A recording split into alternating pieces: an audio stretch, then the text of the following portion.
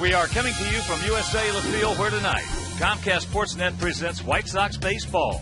There's Paul Konerko, Andrew Jones, Alex Rios, and the Sox as they get set to butt heads with Billy Butler, Jose Guillen, and the Kansas City Royals. Hi, everybody, and welcome. With Steve Stone, I'm Ken Harrelson as we get set to bring you Game 2 of this three-game series. If you missed the opener last night, it was Jake Peavy. He was just awesome going out there, going 7 innings, giving up no runs, 1 walk, had 9 strikeouts. Sox won that game 5-1. So tonight, trying to keep things going with Gavin Floyd. Hopefully Gavin Floyd was paying attention last night because Jake Peavy put on a clinic. And if Gavin has that good curveball like he did last time, he's going to be in pretty good shape. He's 1-2. The ERA is up over 6. But let's throw that out. Let's start anew tonight. And hopefully against Luke Hochevar, he'll throw the ball like he did last time. Hochevar's 2-1. He came into this season as a .333 pitcher. This is a former #1 pick in the country back in 2006. Right now, he's throwing the ball fair. His ERA also over 6. So this should be a pretty good battle tonight, and his Kansas City team is ripe for the picking. So let's go get them. All right, sit back, relax, and strap it down. White Sox baseball coming your way.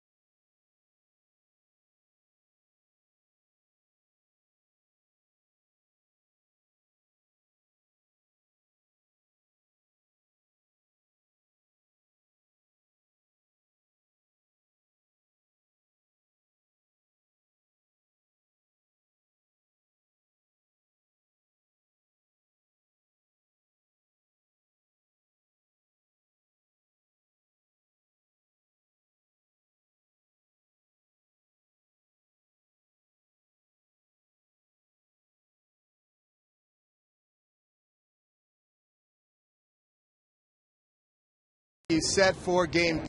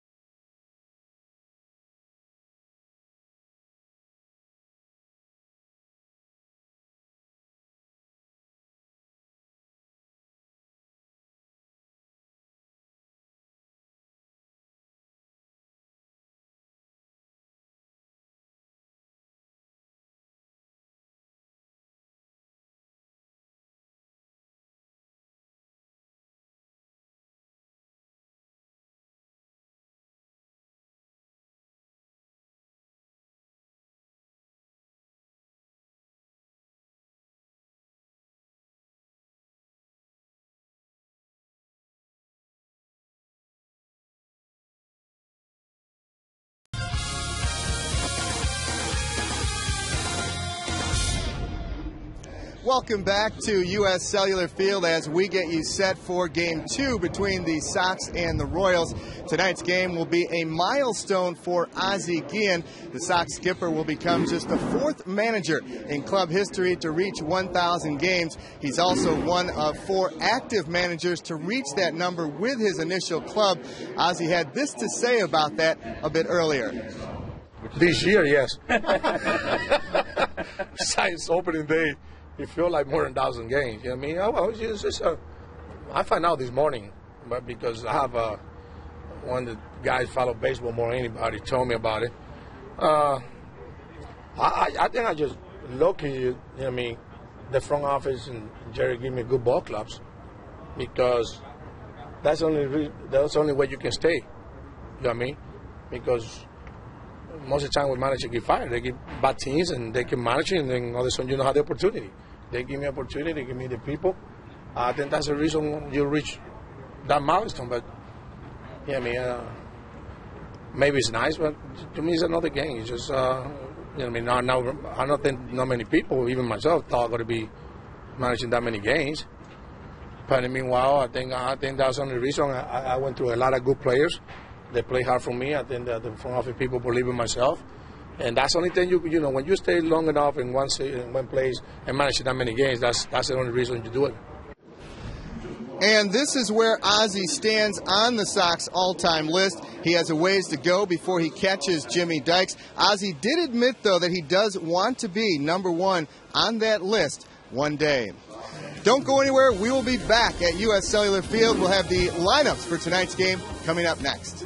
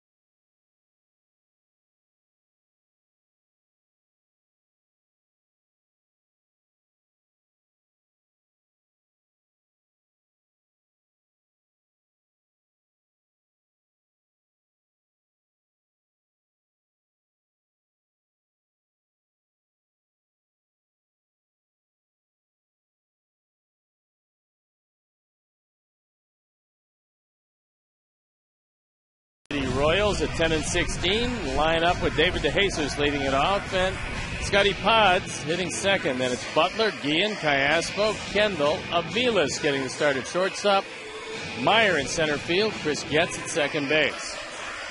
Jimmy John's defensive setup and how they're going to line up behind Gavin Floyd, left to right, Jones, Rios, and Quinton. In the infield, Tian, Ramirez, Beckham, and Konerko. A.J. Przinsky behind the plate, and the Toyota starting pitcher, Gavin Floyd, looking for his second win. Looking to get that ERA down a bit. You can see left-handers that really hurt him. On a gorgeous night for baseball, we're ready for the first pitch, and I'll turn it over to my play-by-play partner, Hawk Harrelson. All right, Stone Pony, thank you. And once again, good evening, everyone, and welcome to White Sox baseball right here for Comcast Sportsnet, second of this three-game set. So happy you could join us as David DeJesus is in that box, and he gets set to look at the first pitch from the 6'5" right-hander Gavin Floyd. Takes it up high. DeJesus hitting at .267, 3 homers. He's driven in 11. He was 0 for 4 last evening.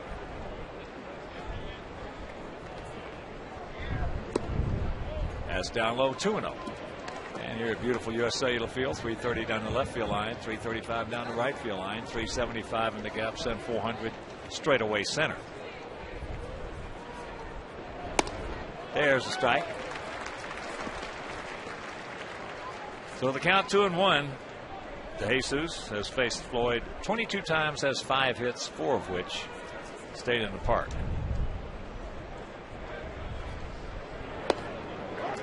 And the count 2-2. More times than not, De Jesus is a swinging leadoff man. He's not going to take many walks.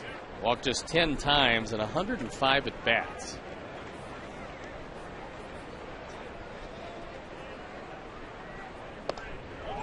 Just off the corner. Gavin tried to throw fastballs away from him.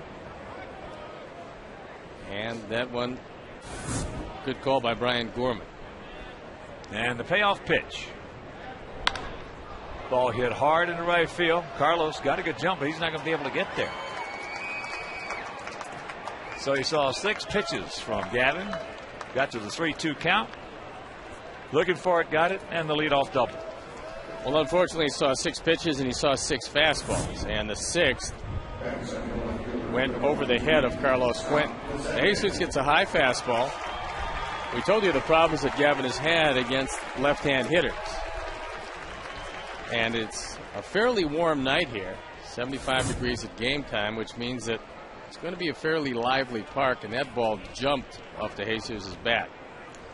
That's his 9th 2-bagger, and that'll bring up Scott Posednik. Scotty Pod's 1 for 4 last night, his first homer of the season.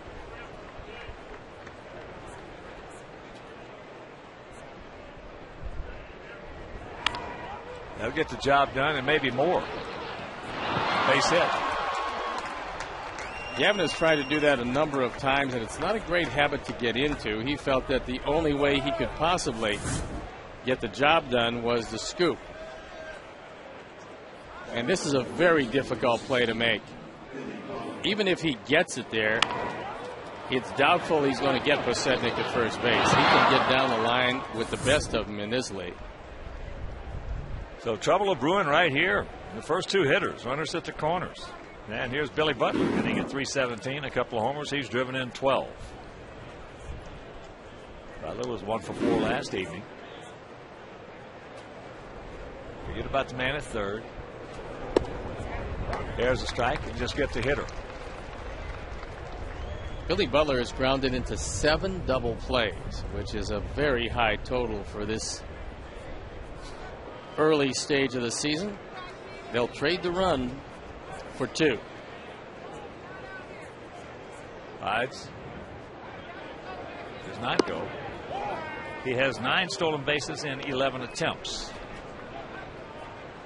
And even though Gavin has gone to the slide step, I'm kind of surprised that Posednik has not gone, because Butler can be a double play machine.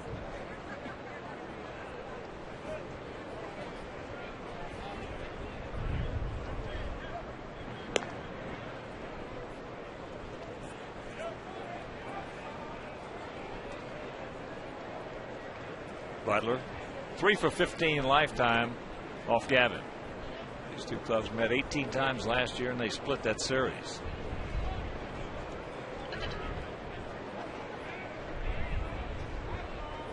He does not go again. And the count 1-2. This is a very good time of night to throw the breaking ball. Lights have not taken over yet. It is dusk. I'm not sure if you're seeing the rotation very well. Although Gavin would like to get it a little lower on his next pitch, because that one was hanging up there. Breaking ball should be. Take your time, boys. And rack them up. So De Jesus scores. It is 1-0 Kansas City. 8th double play grounded into by Butler. They didn't send Posednik. It cost them 2. You get out of this inning with 1 run, consider yourself very fortunate. So here's Guillen hitting at .282, 7 homers, 19 driven in. He drew the collar last night in 4 at-bats and lifetime against Floyd. He's faced him 22 times, has 4 hits. And the count 2-0.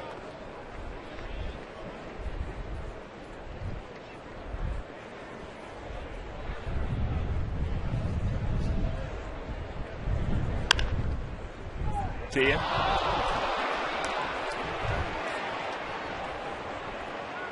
That probably will be ruled a hit. It's a ball that should have been played. As soon as Mark started to back up, he had problems on that. Well, he's had that problem a lot this year. Does go as E5. And it should be. Yep.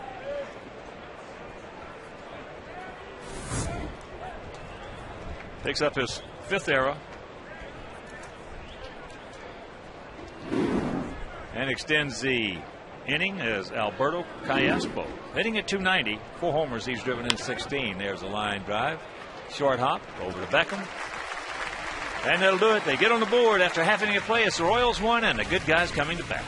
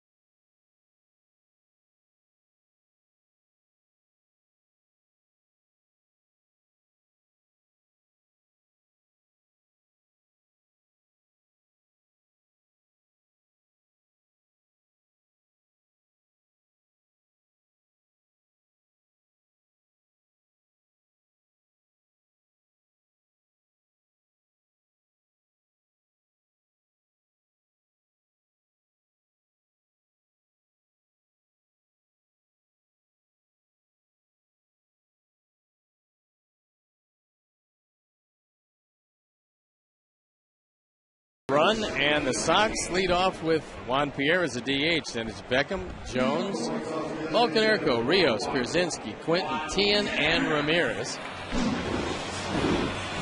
Jimmy John's defensive setup behind Hochevar, Lesednik, Meyer, and DeJesus with Callaspo, Aviles, Getz, and Butler. Kendall behind the plate again. And a Toyota starting pitcher is Luke Hochevar, making his 6th start. 6.11 ERA. Last time out, he got hammered. And before we show you our picks to click, you at home select yours. As that pitch taken low and inside by Juan Pierre. Had a big night last night. Well, he was only 1 for 4, but he scored 2 runs, had 2 stolen bases.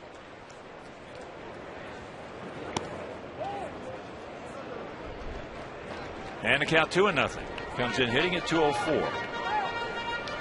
And has 471 career stolen bases. Hochevar has a terrific sinker, and when he's right, there's a lot of ground balls. There's a strike. He's a big guy, 6'5", 220 pounds.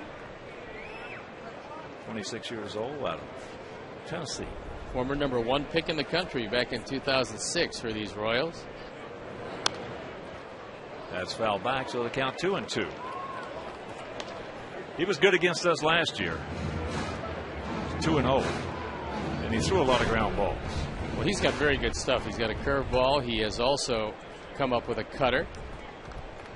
Yet to be able to refine that changeup. He lives and dies with the sinker. And that's up high. One of the breaks we get is Mike Aviles, who's back from Tommy John surgery, playing shortstop. He's probably got a below average shortstop arm. And that's out of play.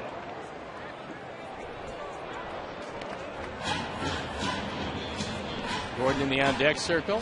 Last night he laid off the high fastball, and if he does it again, he's going to start to hit.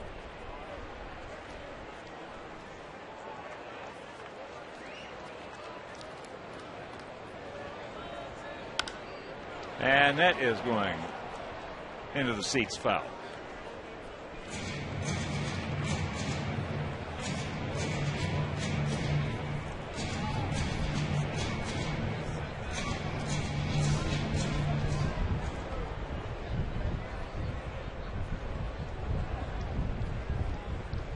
once again, the payoff pitch. Takes it up, and that's ball 4.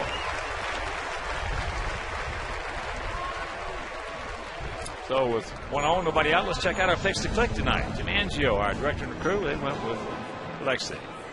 Steve's going with Gordon Beckham and Jeff Chanel and his crack crew over there who run the scoreboard 9. We're going to go with Juan Pierre. Well, you got a leg up because you already have a walk. And a steal. He will be running. And Kendall will be throwing it to the first base side of second. But he got 2 of them last night. That's up high. Gordon 0 for 2 last night with a couple of walks. Comes in at 207, a homer. He's driven in 4. Juan had 2 stolen bases last night.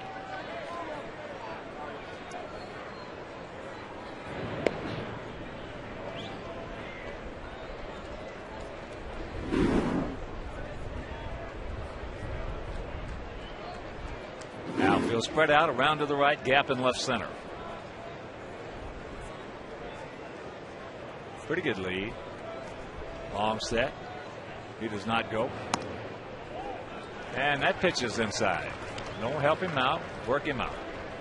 Well, it always has been this way, and a sinker baller is most vulnerable in the first and sometimes the second inning.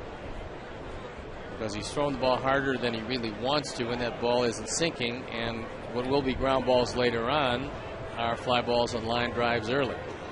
There you go, Dope. Faked it, did not go, and the count 3-0.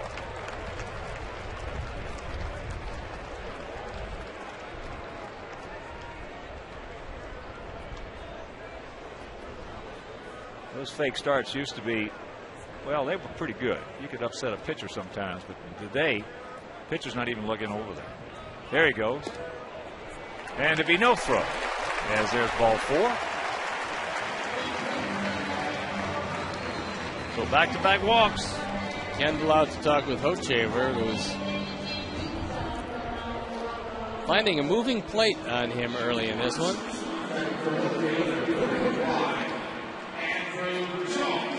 And that'll bring up Andrew Jones.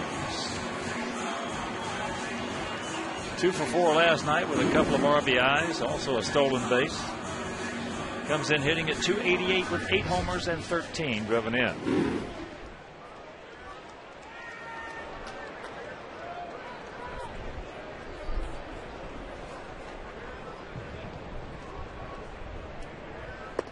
And he takes down low.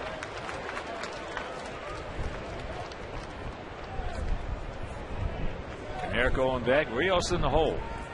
1-0 Kansas City here in the bottom of the first if you're just joining us.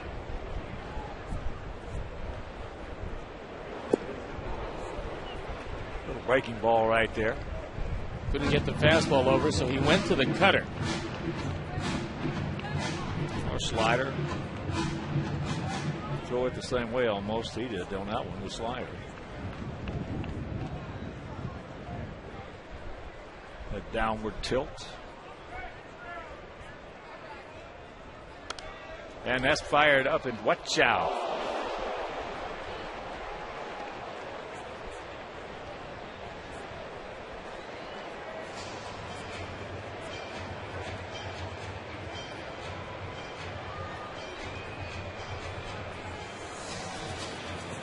Now you got to cinch it up and hunker down. 1-2 the count.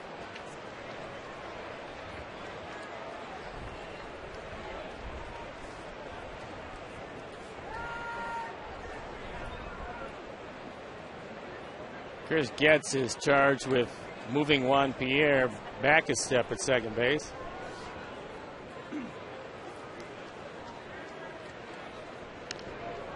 Jeff's got a piece of it. Well, when you get a guy like Pierre who can run that way, Steve, you got to hold. I'll tell you who does it better than anybody in the big league is the Cardinals. You get somebody who can run, and that second baseman is going to hang right there by the bag and then move off as he goes into delivering the pitch. And that pitcher is going to look back once, twice, sometimes 3 times, just to make sure that you can't pick up a pattern. Another breaking pitch right there. Yeah, Tony has done that even his last years here with the White Sox. You get somebody who can run on second base and he puts them right there.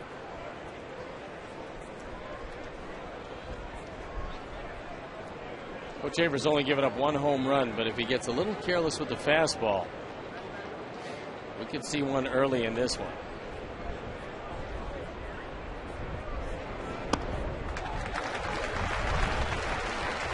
I'm not sure how long Bob McClure is going to allow him to keep getting under both his cutter and his sinker, because he's doing both and everything is staying up high.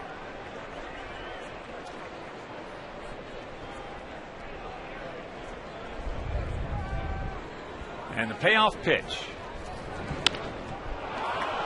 Little comebacker. And there is a double play. Andrew tried to check his swing, and instead it turns into a 1-4-3.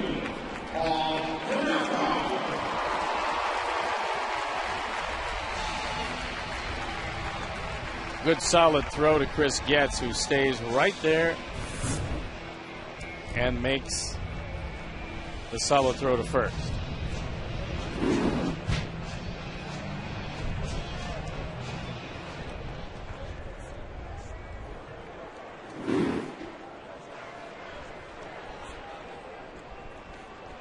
Here's Paulie. Takes sinker strike.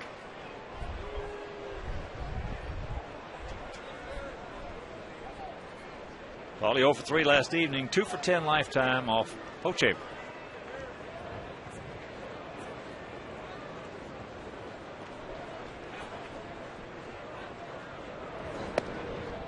And that one's low.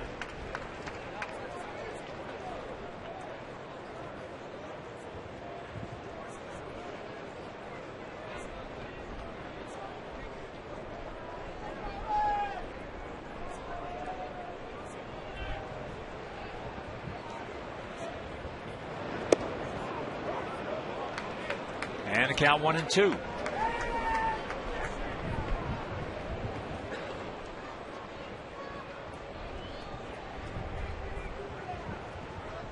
Coach Chambers about ready to deliver his 23rd pitch of this inning.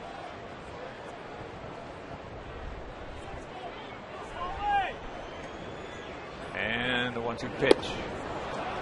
So we get the first 2 men aboard. He walks them, pitches over it, gets a double play. After 1, it's still 1-0 Royals.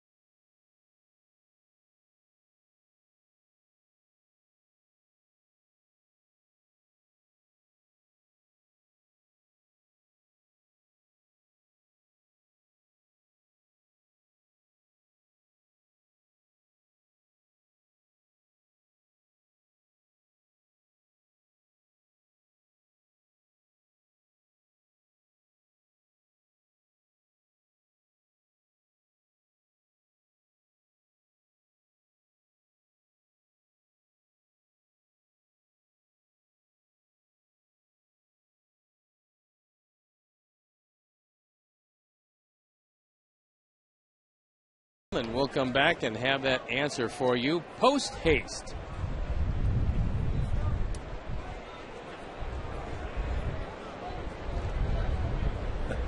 Got to have some popcorn. It is essential to have some popcorn. Jason Kendall leads it off here in the top of the 2nd inning. Takes first pitch strike. 35-year-old veteran. Hitting at .289, no homers. He's driven in 4.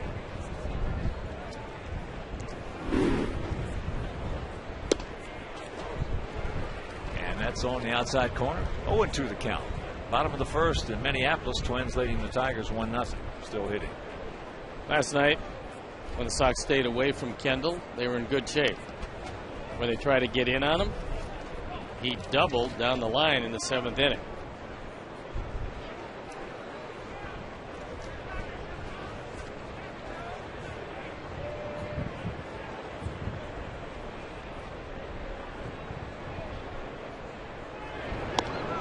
He will take one for the team. Yeah, he's been known to do that since he came into the league. I'm kind of surprised that one actually missed him because it was a hanging breaking ball. He usually takes it off that elbow pad.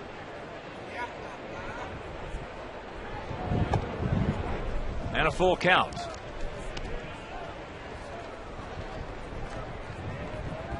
There's a look at Mike Aviles, who a couple of years ago was one of the stars of this team. And then he hurt his 325 that year. Yeah. Hurt his elbow. Hit 183 because he couldn't swing the bat.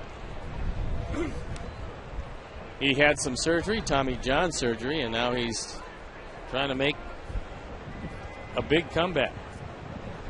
Payoff pitch. And another foul. And you can join the WhiteSox.com blacklist and receive the White Sox Wire e-newsletter featuring the latest team news and videos. Plus, get ticketing offers, breaking news emails, and more. Visit WhiteSox.com to join the blacklist today.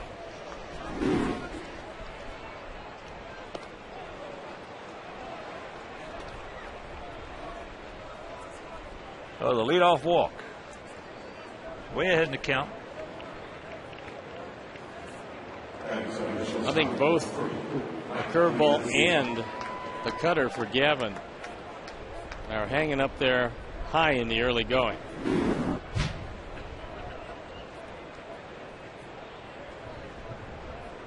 He gets that upper part, the chest, leading. That's where they're going to go. As here is Aviles. Takes a strike. In 080 at 325, 10 homers, drove him 51. And he really hurt us in a lot of games that season. Well, you remember that year he was driving everything to right center field.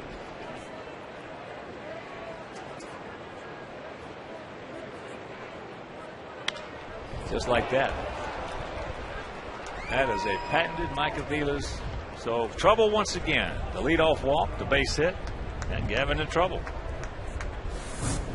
Gavin's going to be in trouble until he stays back and gets a breaking ball over, or shows these Royal hitters he can get a curveball over. If he doesn't, and becomes a one-pitch pitcher, he's in trouble.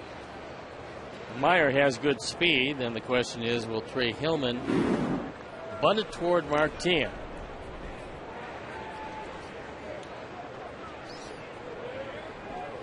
Meyer 1 for 3 last evening.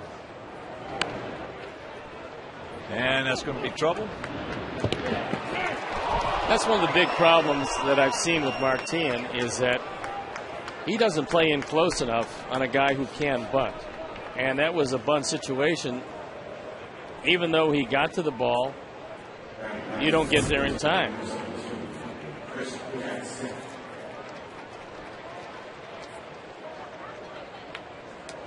And I think if you even suspect that a guy is going to bunt, come in on the grass. He beats the play at first. Now you've got the bases loaded, and Gavin's in a whale of a jam.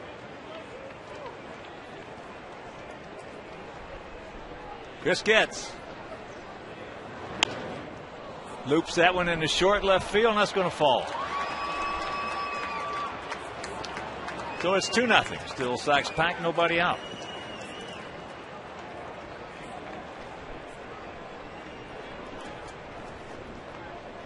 It's only the third run batted in for Chris Getz this year. Doesn't get a whole lot of it, but gets enough to dump it in front of Andrew Jones. Well, if Gavin doesn't make some pitches or we don't make any plays, they can blow us out right here.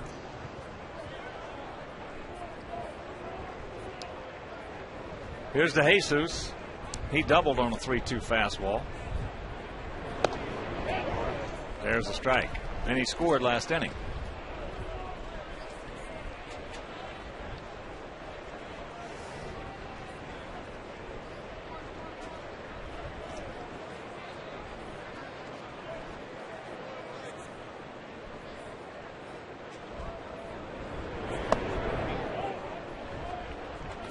1-1 the count. The Sox would be willing to do the same thing that they did with Butler back in the first inning. If they can get 2, they'll trade the run for it. Pretty good speed on the base paths, especially at first and second. Pops him up. Right in front of that Southwest Airlines jet.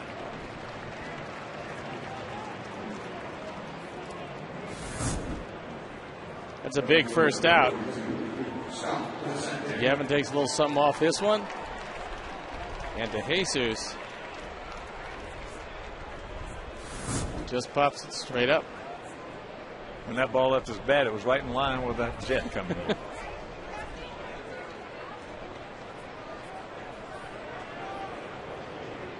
So here's Scotty Pods, who bunted for a single.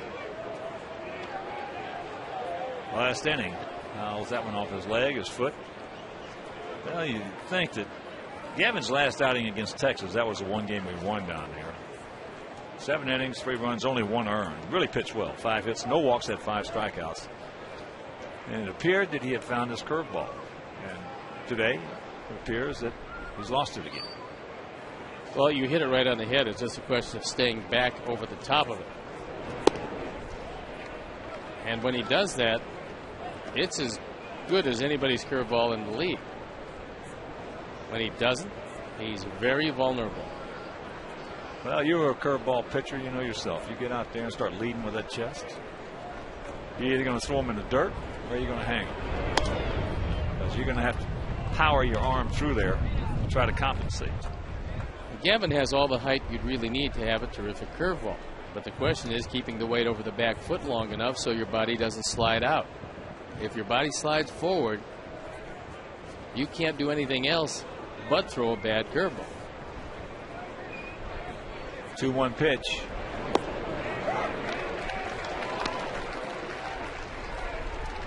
That was a good curveball. Even though he got it up a little bit, that still was not a roller or a hanger. It was biting.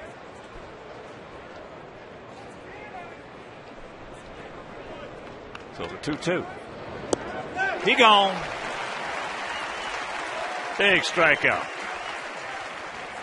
2 down. Gavin gets out of this one, giving up just a 1 run. He will have done a spectacular job. Good breaking ball down and in. As Posednik swinging over the top of it. Cannot ease up. Here's Butler. He hit into a 4-6-3 double play last inning.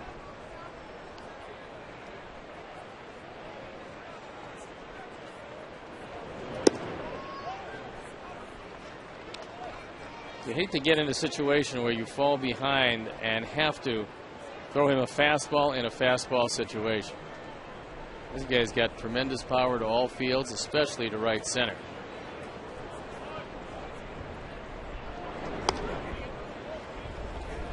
And Butler's got the catbird seat, 2-0. Through with the bases loaded. Pretty impressive for the young man who just turned 24.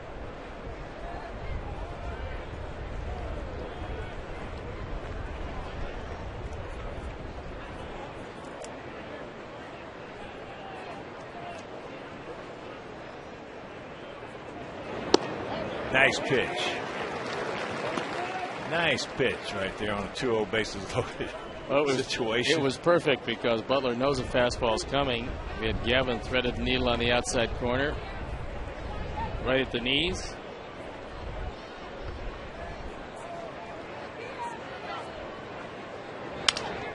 Broken bat. And what a job right there. They had 1 in, bases loaded, nobody out. And that's all they get is 1, but they lead it 2-0.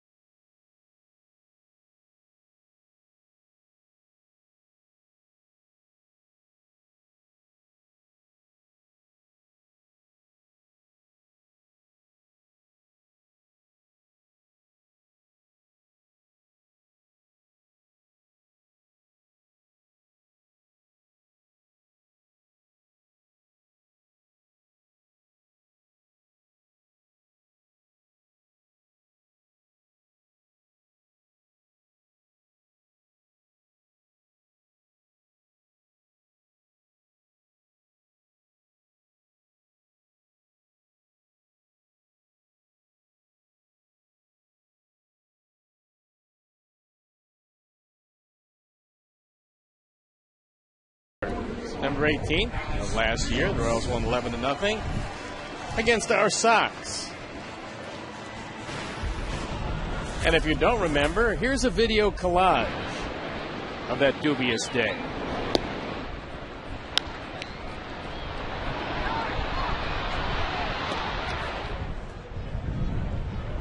First pitch to Alex Rios. Taken low and away. Alex.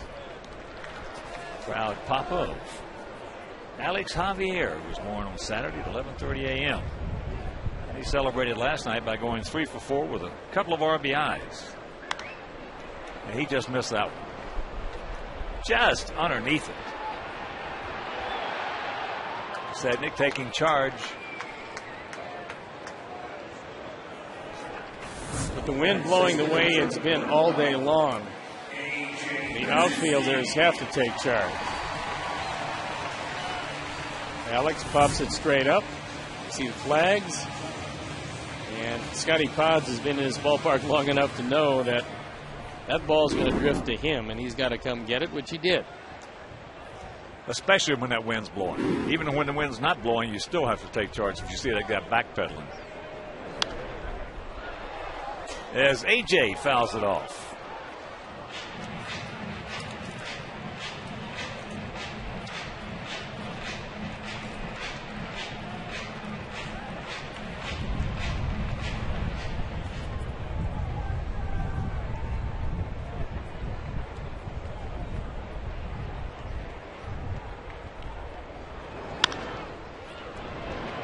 Gets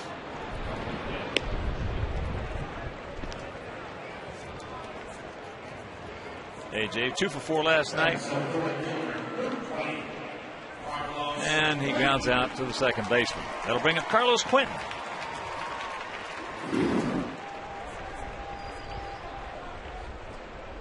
Carlos hitting at 173, 4 homers, but he does have 17 RBIs, which is a hard 173.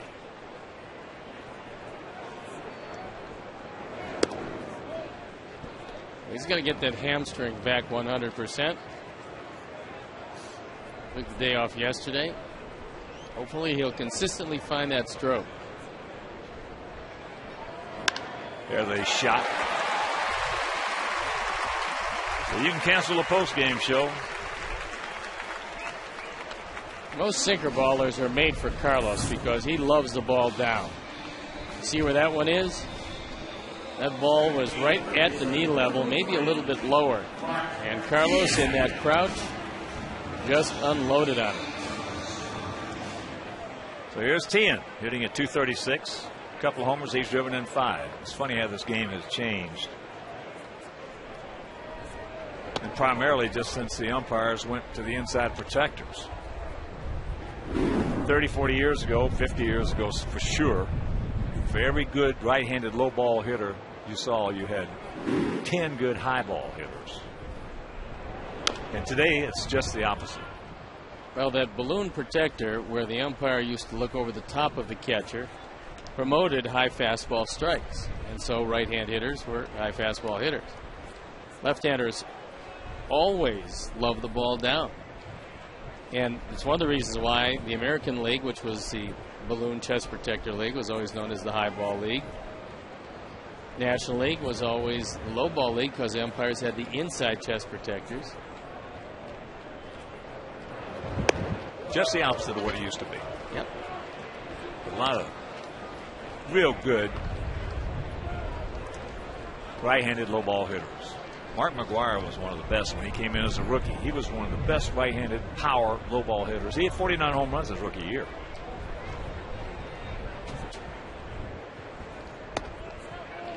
And that's up high 2-2. How many good high ball left-hand hitters do you see? You see some today, but in fact, I think you see a few more today than you did, 30, 40 years ago. Almost all good left-hand hitters were low ball hitters. As he strikes out 10.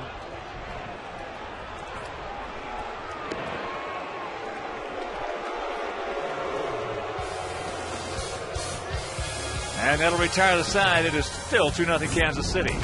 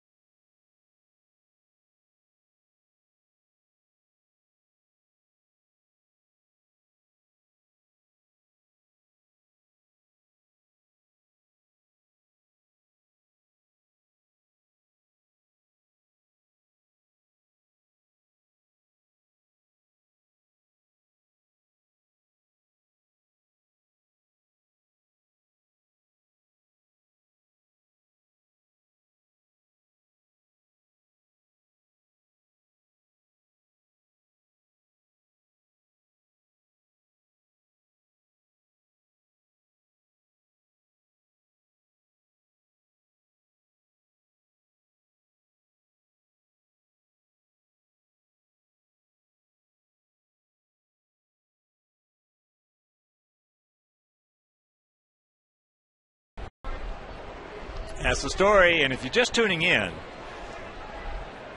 Gavin Floyd has pitched himself out of 2 big jams already. This game could have been 5 or 6 to nothing very easily. As Guillen takes that pitch low and away. The only problem being, I think good pitchers probably can go to the well 3 times. Gavin's already had to go to the well twice, and we're just in the 3rd inning.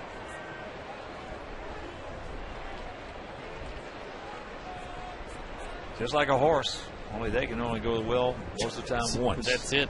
You ask him once, you got it. Curveball strike.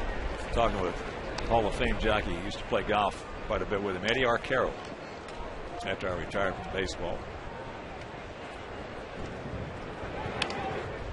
Yeah, look at this. Boy, you're talking about a prototype duck snort. There it is. So the leadoff man aboard for the 3rd straight inning.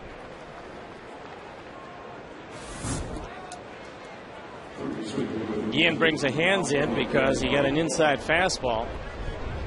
And when you're going good, and he is going good, he's hitting 285. Those fall for you. And here's Cayaspo hit into a 6-4 fielder's choice. But I asked Eddie, I said, what was the greatest horse you ever rode? He said, I rode a lot of great ones, but the best without question was Citation. He said a little horse but had a heart as big as any horse that ever lived. He said that horse had unlimited runs in it. Unlimited. He just wouldn't quit.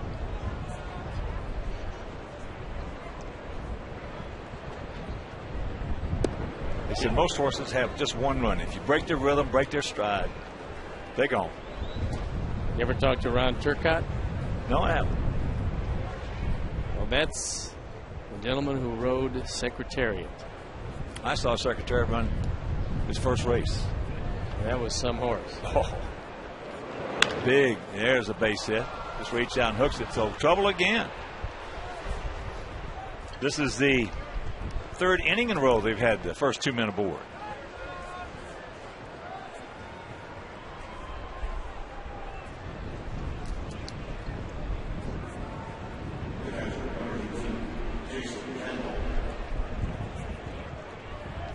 So here's Kendall. He walked the leadoff last inning, came around to score. Gavin was ahead of him 1 and 2 and couldn't find the plate. Guillen still is back there a little bit. They were expecting a bunt. Lexi was coming over to 3rd base. This is the wheel play, and there's about 4 different incarnations of it. One of them is a pickoff at 2nd, and Guillen is getting a tremendous lead.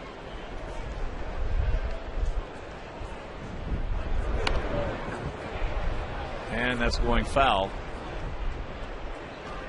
Usually when you run that wheel play, though, the 3rd baseman is coming in when shortstop's going over. Yeah. He was trying to hold his ground, and Alexei was coming over anyway. 3rd baseman comes in, pitcher charges straight in. There's another play where the 3rd baseman stays back, the pitcher charges to the line. Then you have the one where shortstop sneaks him back of the base runner as the 3rd baseman breaks in. Same thing with the 2nd baseman when the shortstop breaks to 3rd. Yeah, but the point is you don't want your shortstop and 3rd baseman standing on 3rd. Well, you get a lot of coverage that way. That's up high, and the count 2-1.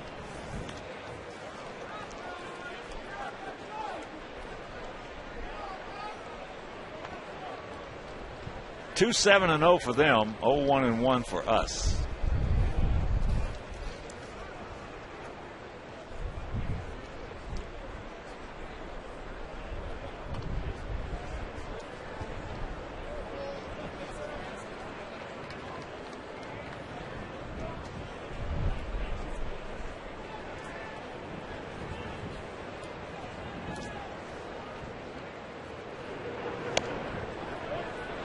And the count 3-1. And AJ's going out there to tell Gavin that he's got to bend over and follow through because everything is up and out of the zone.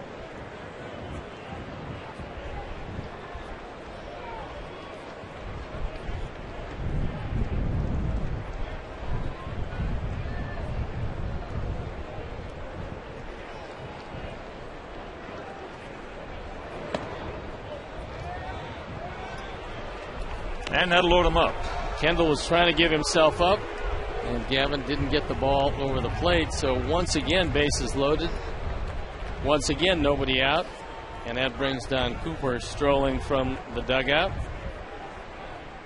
No activity as yet in the bullpen. But this is the third time that Gavin has had to go to the well. Not a good sign this early.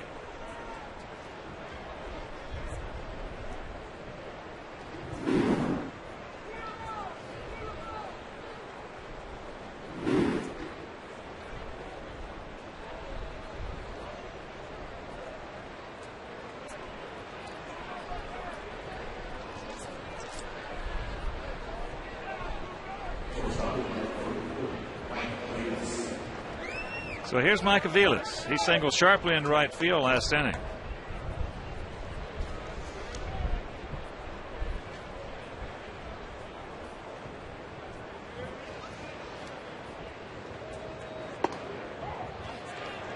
It was just more of a get me over breaking ball right there. But you can throw it on the first pitch a lot. Good pitch to hit, but you don't want to throw a 3-2. Look at the play by Paulie. He's coming to the plate. They put it on him. Mercy. What a play by Canerco. Yeah. That ball had all kinds of spin on it. Just a great effort by Paul Canerco, because he steps on the bag, doesn't even think, throws home, and the ball is waiting for Guillen to arrive. Guillen thinks he's going to make it easily, but he's looking at Canerco, realizing there's going to be a play on him. Has to slide over the bat, but not before he's tagged out. Boy, to take that spin, it was cued right off the end of the bat. Stay with it, make the play, tag first, and then make a perfect throw home. That's awesome. So here is Meyer. Had a bunt single last inning.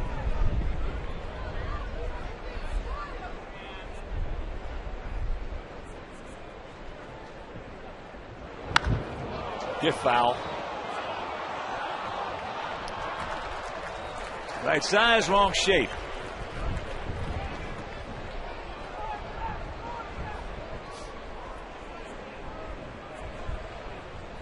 Meyer does not have a home run this year. He did get the first hit off Jake Peavy with 2 outs in the 5th inning last night. Slaps that one. And count 1-2. There's a look at Jake, who threw a gem last night. 1 hitter into the 8th inning. 4 hits, only 1 walk, and 9 strikeouts. And Gavin's going to get out of it.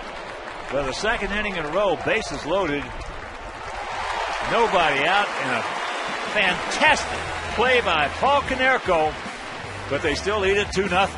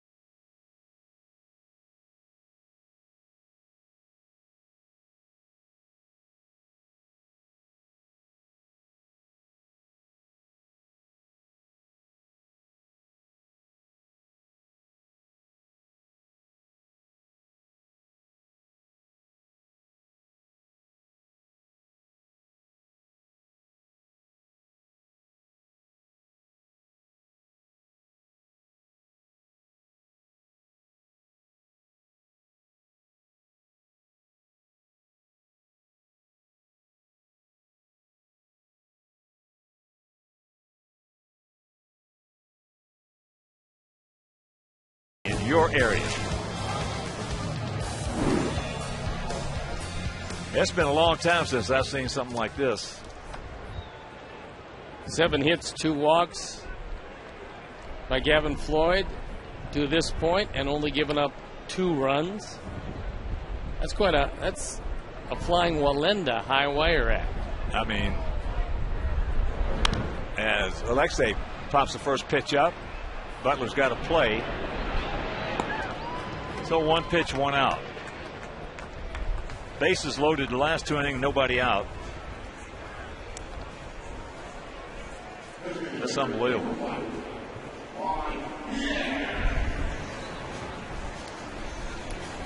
Gavin trying to get it sorted out in his mind.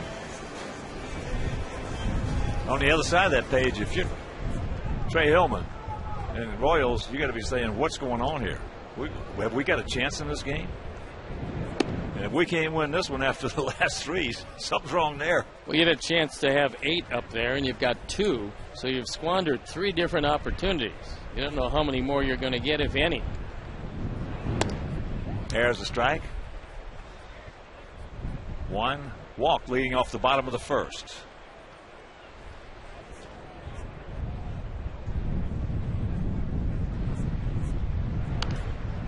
There's a bunt, and they can stick it in their pocket. Well, that's what Juan talked to me about yesterday, was getting the point where he can drag the bunt. He said he was always very good at it, but he hasn't done it well this year. And he's one of the most prolific workers that the Sox have on their team. No chance at all to get him. When you make the first baseman field this one wide of the bag, the second baseman can't get there in time. Well, his bat was quiet on that one. His bat has been so noisy on those attempted drags this year. Right there, he just more or less caught it, put it down. Perfect.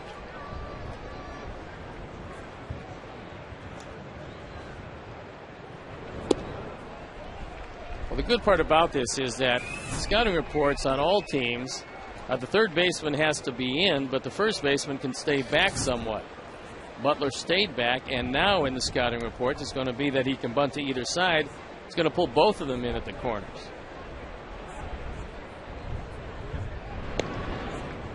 Beckham walked also in the bottom of the first. Well, your outstanding bunters. You know, when Omar Vizquel was playing, he could handle both sides. He could bunt it anywhere he wanted to bunt it and do it very efficiently. Some guys only have one side they can bunt to.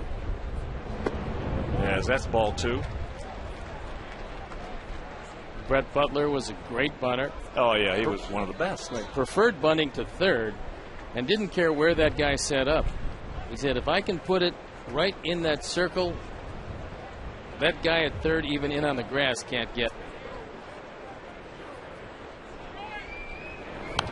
It's foul straight back over our heads. Well, as a rule, most hitters, the right-handed hitters who are decent bunters, usually like to bunt the ball to the right side. Left-handed hitters who are decent bunters usually like to bunt it to the left side. And then you got, as I said, the Vizquels who could do it anywhere or Roberto Alomar could bunt it anywhere.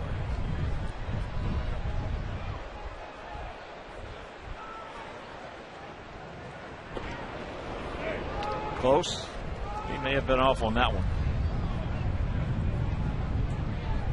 Well, usually if you're going to pick a pitch, the 2-1 is the pitch to pick.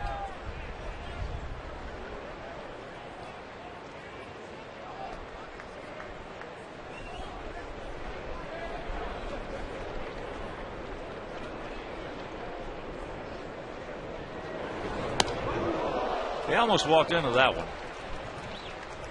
He was looking for the ball away, and he got it up under his chin.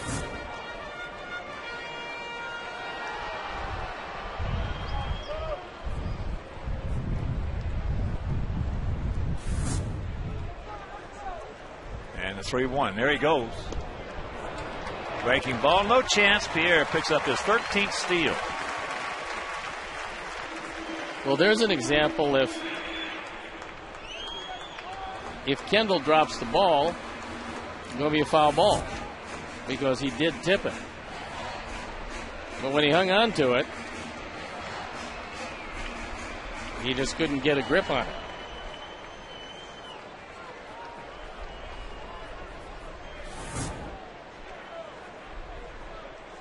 So a full count with 1 out to Beckham.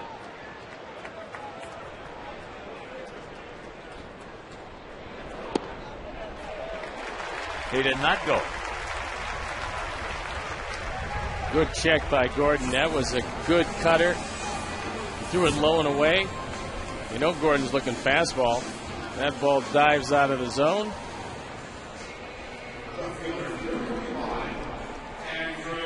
Kept the bat back. Did not cross in front of that plate. And a promising start to the 3rd inning. Here's Andrew.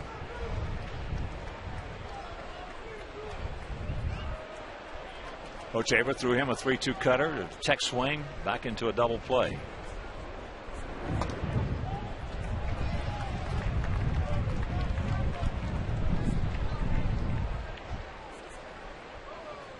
I still think that Luke's got an errant fastball he's going to miss with Andrew Jones sometime tonight. There go the runners. Ball is into left field. So the stolen base, the error, and it's a 2-1 ball game.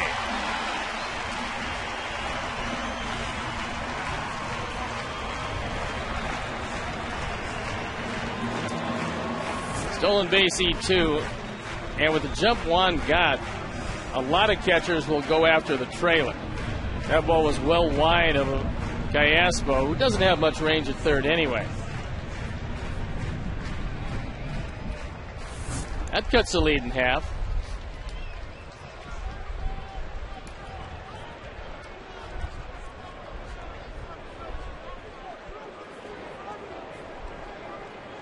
Here now, 14 stolen bases.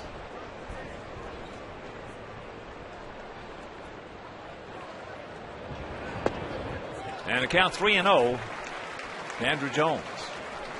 And I would assume he's got the full-on green light here.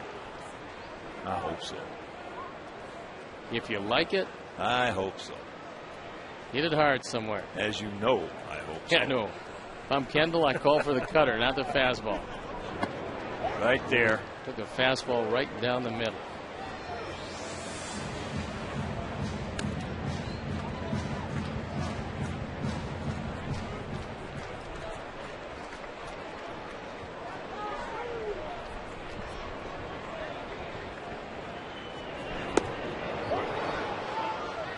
And a full count.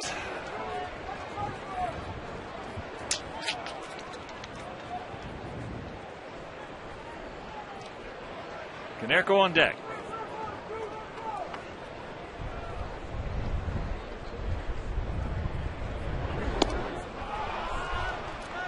Two down.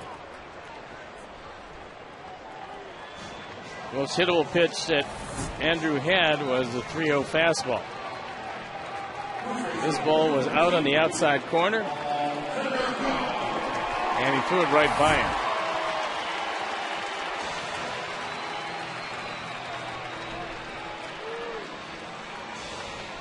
So here's Pauly.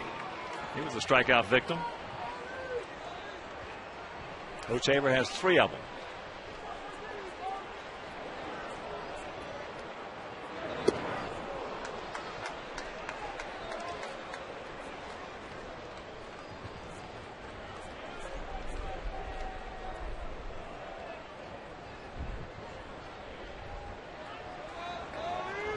Outfield spread out.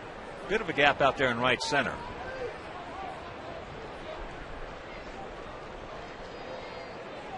So the bunt single, then the walk.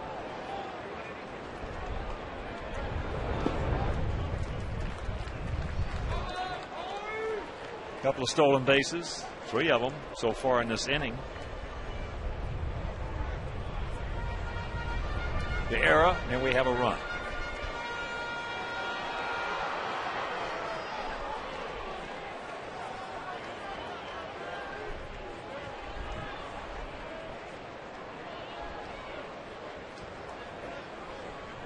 Here's a 1-1.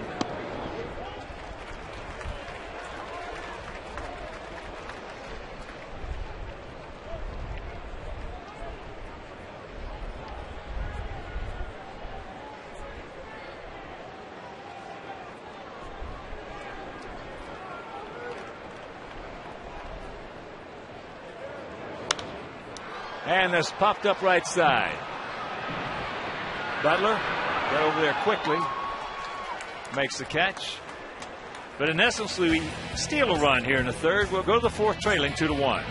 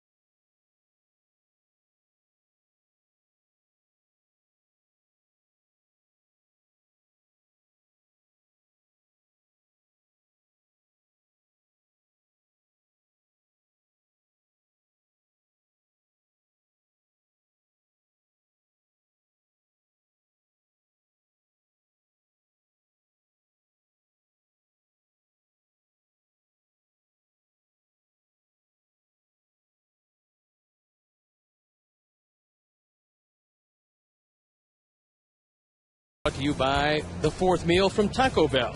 Open 1 a.m. or later.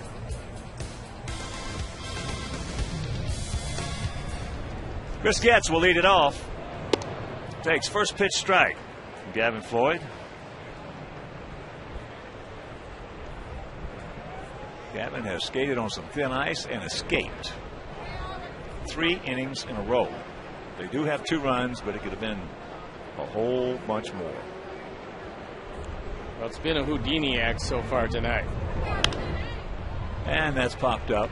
Change up. So Getz now 1 for 2. Chris had an RBI single back in the second. Tomorrow at 7:10, it's the White Sox versus these same Royals. Join the White Sox for a night of celebrating Cinco de Mayo, presented by Miller Lite. For tickets, call 866-SOX-GAME or visit whitesox.com. David DeJesus, he doubled and scored to lead off the ball game. Then in the second inning, he popped up to second. Got to hurry again. No chance. A terrific bunt. Get it by the pitcher. And where Gordon is playing, it's almost impossible if you have any speed, and DeJesus has good speed. Well, it's their third bunt single tonight.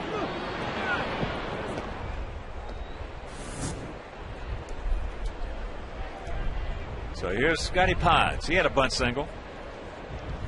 And he also struck out.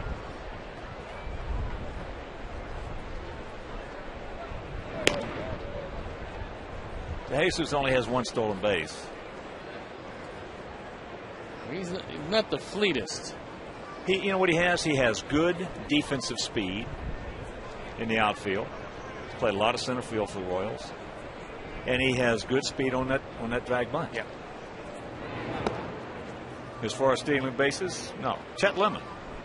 You remember Chet? He was my center fielder. That's right. Chet had good speed. Couldn't steal a base to save his life. He had one of the great distinctions of any player that I have ever played with. It was a quadrifecta. He was thrown out at every base on the same night. He was picked off first. He was thrown out trying to steal second. He was gunned down going from first to third on a single. And he was thrown out at the plate trying to score from second on a base hit. You guys in the same night. I've never seen that. Neither have I. Again, I saw it that night. You guys certainly didn't let him live it down either. We used to call it the Chet Lemon School of base running. You run until you either score or are tagged out. Yastrzemski had a little bit of that in him, too. But Chet had so much enthusiasm. He was a joyful player. He loved to play the game. Yes, he did. Chet's a good man. Rack him up. And that'll do it. That's the third double play turned here in 4 innings defensively for the Sox.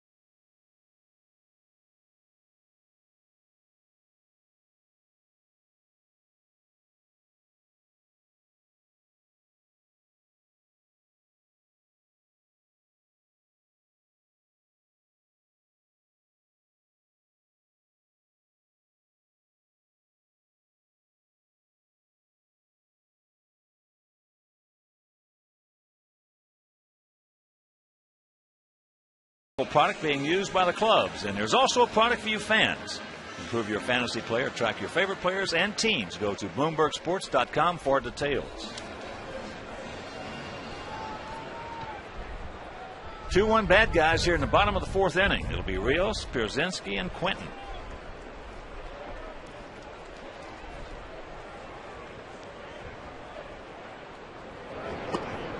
Takes ball 1. Alex has been swinging the bat exceptionally well. And when you factor in all the line drives that have been caught, he could be hitting 350. Well, for the first 2 weeks, he was certainly our guy. As far as contact, he was the best on the team. No question about it. He was hitting line shots all over the ballpark, right at people. There's another line shot, right to Chris Getz. How many hang woofums has he had?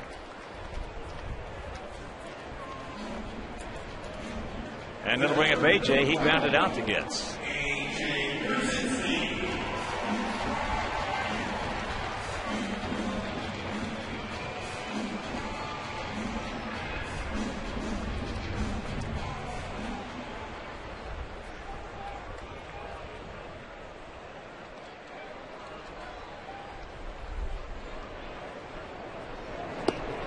Checks it up and takes ball 1.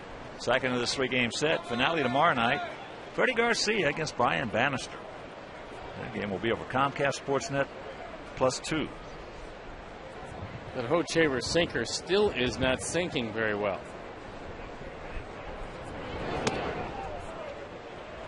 He did not go. 2-0. AJ has not had a lot of success against Hochevar. He is 2 for 13. Gap out there in left center.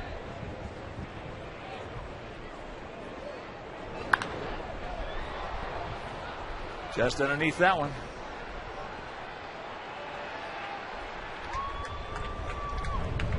Meyer, 2 down.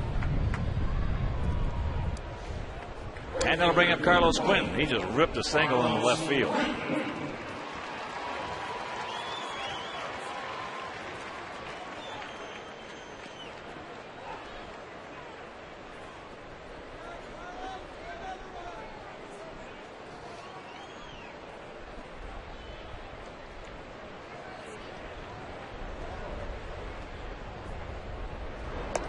Breaking ball high.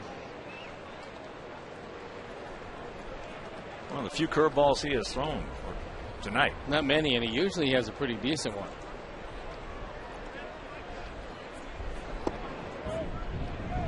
He did not go. He actually has very similar stuff to Gil Mesh, except that Mesh doesn't throw a sinker and Hochevar does.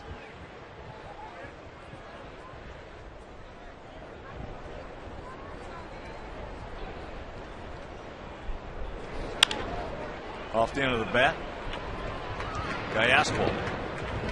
And it is a 1-2-3 inning, the first 1-2-3 inning of this ball game.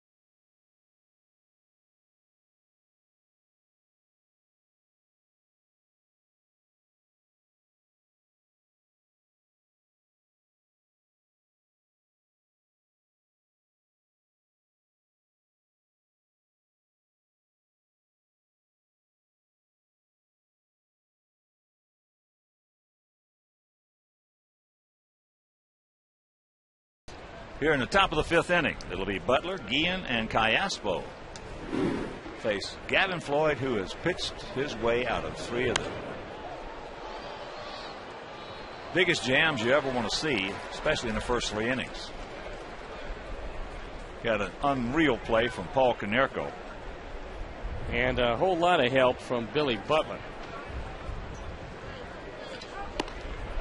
Just off the plate, Butler hit into that 4-6-3 double play in the first, then he grounded out to end the second.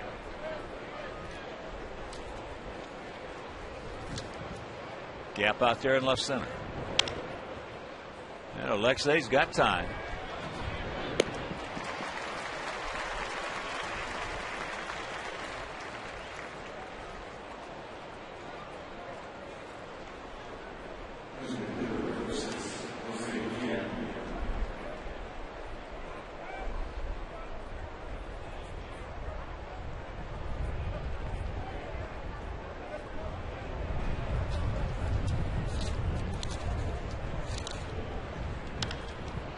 Ball high in the center field. Can of corn for Alex. Whoa, I don't know. Now he recovers. That wind howling from right. That ball was high, got up in it. Good recovery. Well, Alex is learning a little something about this ballpark with every passing day. And sometimes when you look at those flags, and the only thing you know is you're in Chicago. The wind just batted that ball straight down. So here's Cayaspo. Takes a strike. He's hit into a 6-4 fielder's choice and then singled in the hole between first and second. Outfield straight up, spread out. Oh, there's a good hook. There is your rotation, not your velocity. Well, this is about the time when it's come to him in the past if he didn't have it early. Another one. He gone. And that's his 1-2-3 inning, the first one, and we're halfway home trailing 2-1.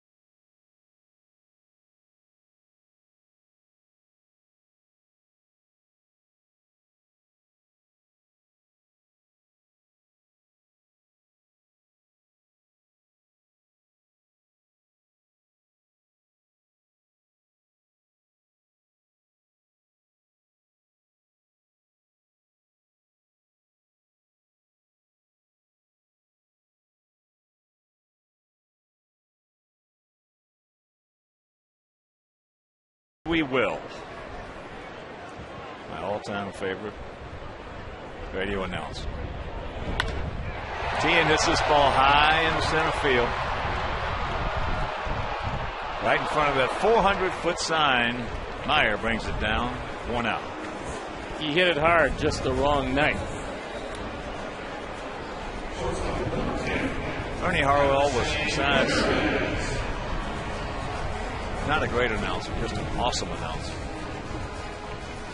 Ex-Marine, songwriter, wrote some short stories, avid reader, and just one of the best people this game has ever seen. I worked with him once, and he was one of the great gentlemen that has ever broadcast this great game that we have the pleasure of broadcasting every night. Alexei can't get that breaking ball. Yeah, I did a piece with him, obviously a long time ago at Tiger Stadium. And I think we have it at GN. I'm going to get a copy of that and save that for my grandchildren. I mean, an interview segment like yeah, that? we had to get a couple segments for Phil at the time, and we did it was 10 or 12 minutes.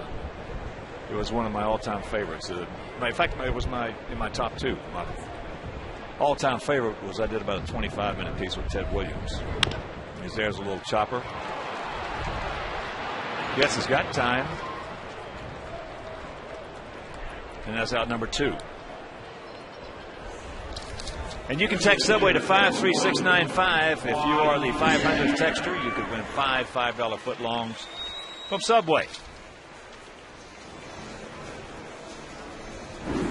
Yeah, but Ted and I did that piece, and I wanted to get a copy of it, and I called WSBK in Boston, and they had moved their archives to another location, and they can't find it. As that's low and inside to Juan Pierre.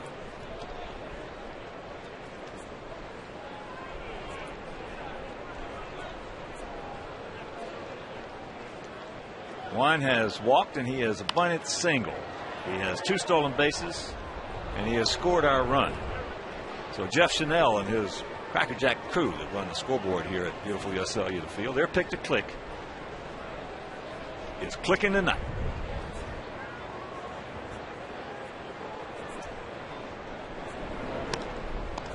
Outside, 2-1.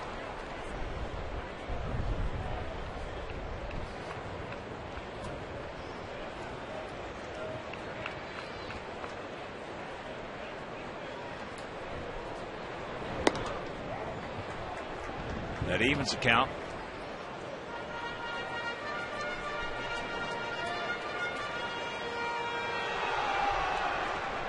Two out, 2 balls, 2 strikes with Beckham on deck. The big 6'5" right-hander. That breaking ball hit into left field, and that is now 8 in a row retired by Hochevar.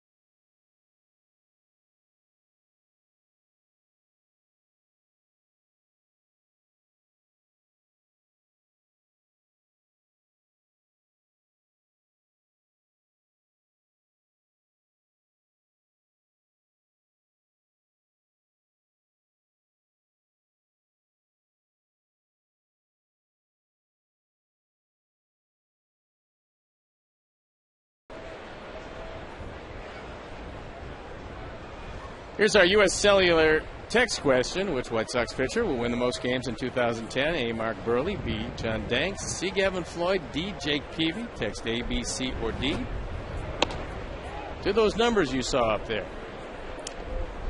Jason Kendall has walked twice and scored once, leading off here in the top of the 6th inning. And that is into left center field. Rios calling off Andrew. Support your Chicago White Sox by becoming a season ticket holder. The White Sox Ozzie plan features 13 games, including Cubs Series tickets, leaving the rest up to you. Prices vary depending on selected seat categories and game choices.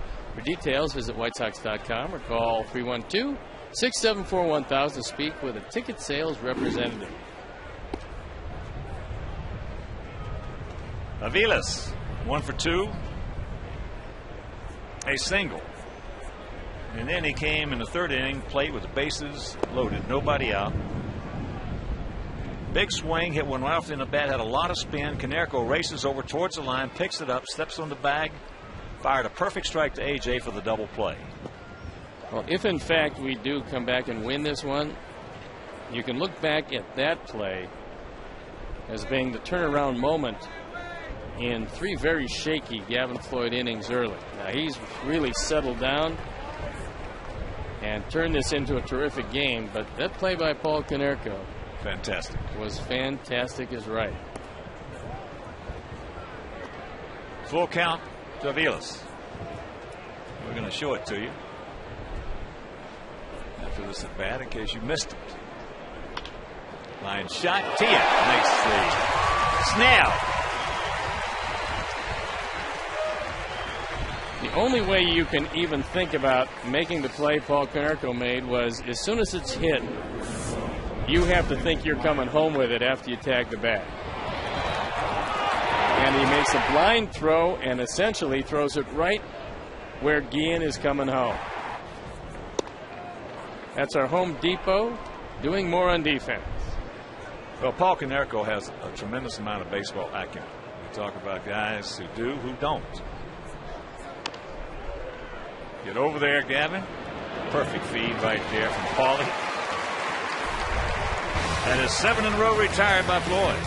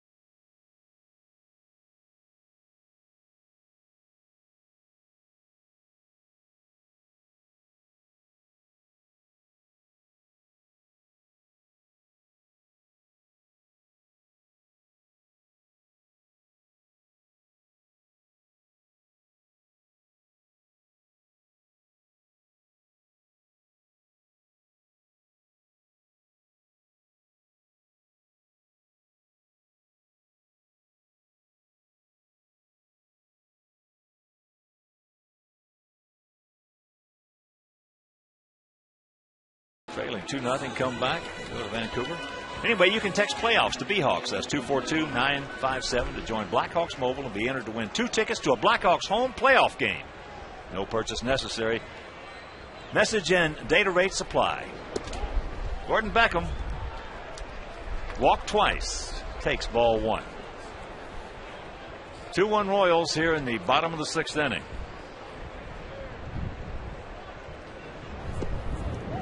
There's a strike to even the count at 1.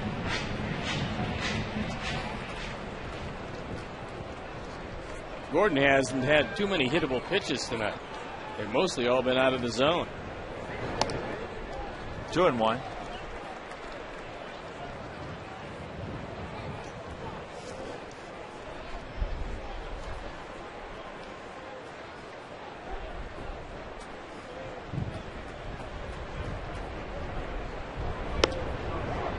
And it's 2-2.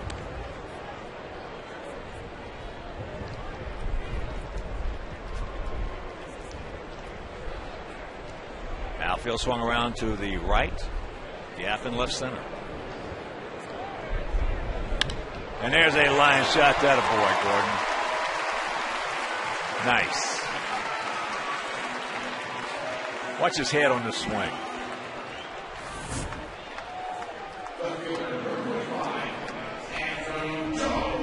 Well, the only way you can hit that ball in that spot is to stay right with it. Don't open too quickly, and you see his head right down on the swing. He's been taking it off just enough. Now that's textbook right there. If you pull that shoulder at all, your head has to come with it, and you miss that pitch. If it doesn't, not everybody is a Tony Fernandez. He was like a piece of pasta, a piece of noodle. He could do anything with that body of his. Here's Andrew. He's 0 for 2.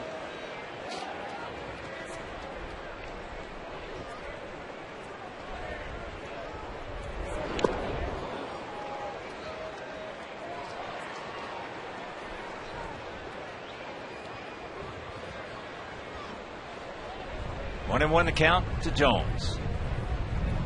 Gordon, pretty good lead. Well, you'd love to get into that bullpen. To get to the setup men before Soria. That's been the biggest problem with these Royals. They've had the lead late in a whole lot of games, only to squander them in the 7th and 8th inning. When I talked with Trey Hillman, he said that if he can figure out some combination for the 7th and 8th, he's got supreme confidence in Soria in the 9th. But they have let go of a lot of ball games that they had late.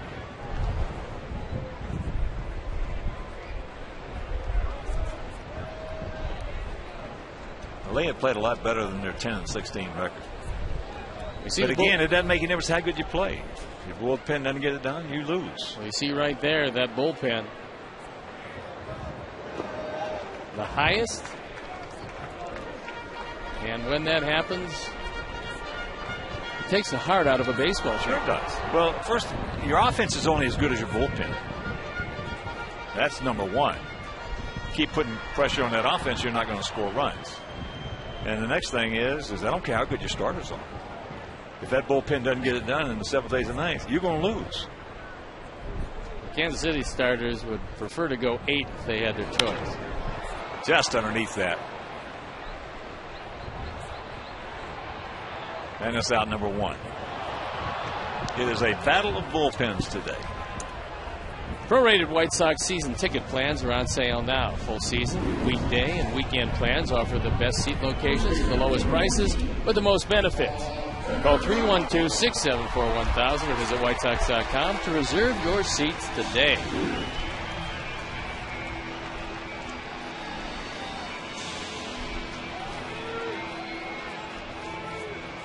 There's Paulie. Paulie 0 for 2. He's due.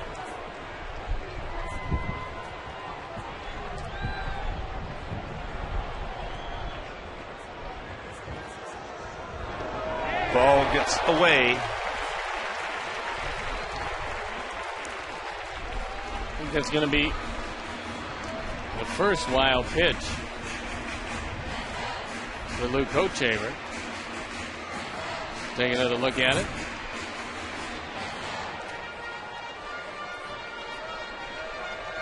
Kendall tried to backhand it. That's not really good fundamentals, but normally when you throw that breaking ball in the dirt, you're going to get the wild pitch, and that's what happened.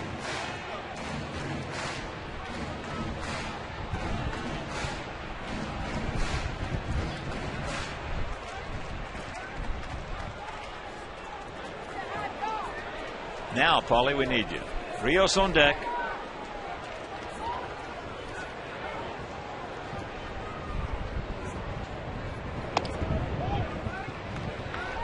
Good take right there. 2-0. Well, that lack of fundamentals, part of Kendall, might come back to bite him.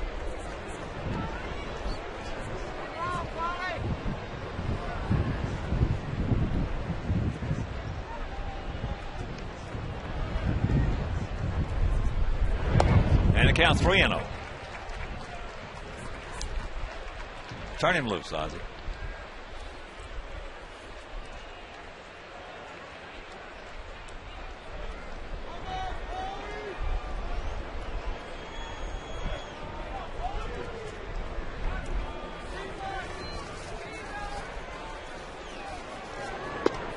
And that is ball 4.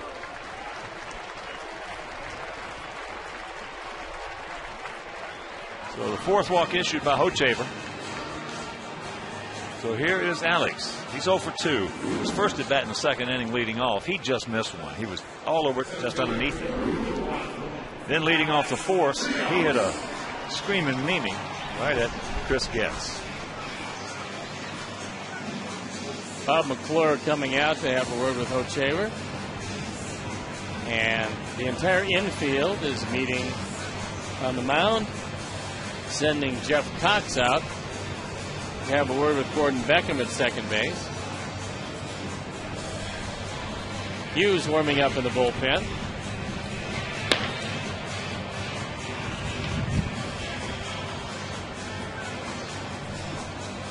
Dusty Hughes.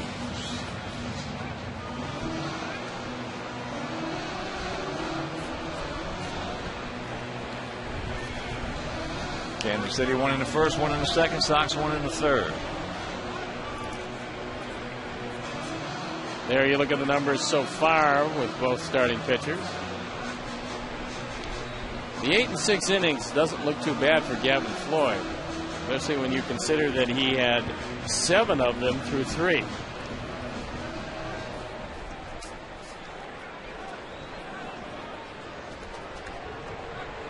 So here we go. 1 on. Check that. 2 on, 1 out.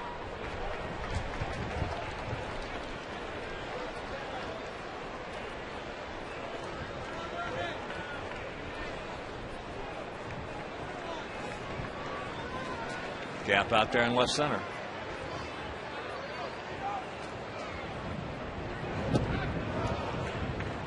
Big hack. Alex got that bat, holding that bat low like Eric Davis, former Cincinnati and Baltimore outfielder. What was he quick? He was actually the best young player I've ever seen come into baseball. And there have been a lot of good ones. Remember having a talk with him. I was in Cincinnati doing a game, and they had just sent him down the minor leagues. And I had seen him play. And I went up to him and I said, look, son, go down with a good attitude, because from what I've seen, when you come back, you're never going to go down again. Because he was the 5-tool player. He had everything you had to have to be a star. The 1-2. Hangs just inside. Well, he's thrown inside for effect, because the way they're playing him defensively, they're playing him as an off-field hitter. He's going inside off the plate, inviting him, if he wants to turn on it, to hit it at Callasco, who's playing the line at third. But they'll try to get him out of the way, I think.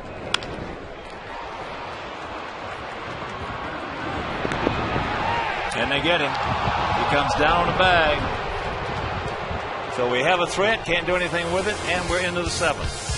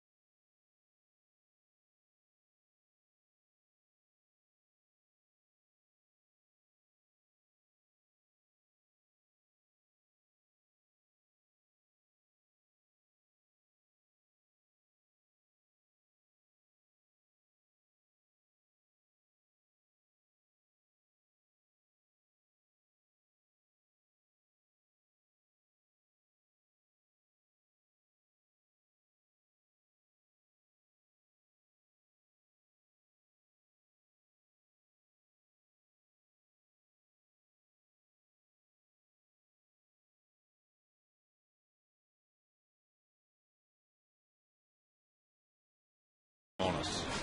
Well, that's the way I feel, and I think Gavin Floyd has made a remarkable comeback after giving up 7 hits in the first 3 innings, getting out of 2 bases loaded, nobody out jams. Huck, when that happens, it's usually your night. Not so at this point. So Chris Getz will lead it off here in the Royal half of the 7th.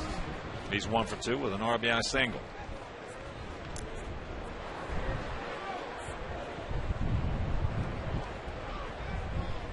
And once again, a reminder, tomorrow night, Freddie Garcia against Brian Bannister in that game on Comcast Sportsnet +2. First pitch strike to Getz.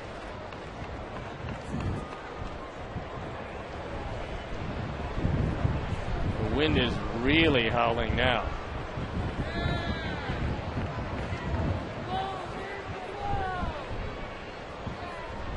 Detroit at Minnesota tied at 2.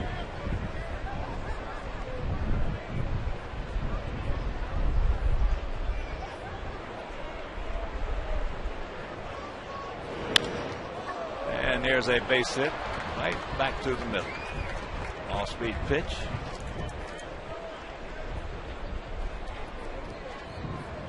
Well, the leadoff man with good speed aboard.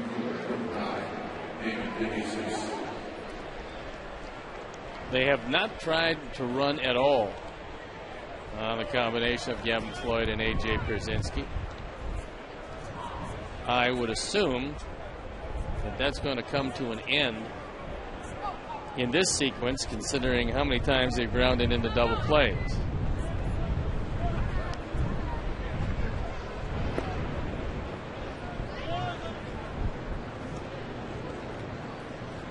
Getz had a stolen base last night. He is 4 for 5. Last year was 25 for 27.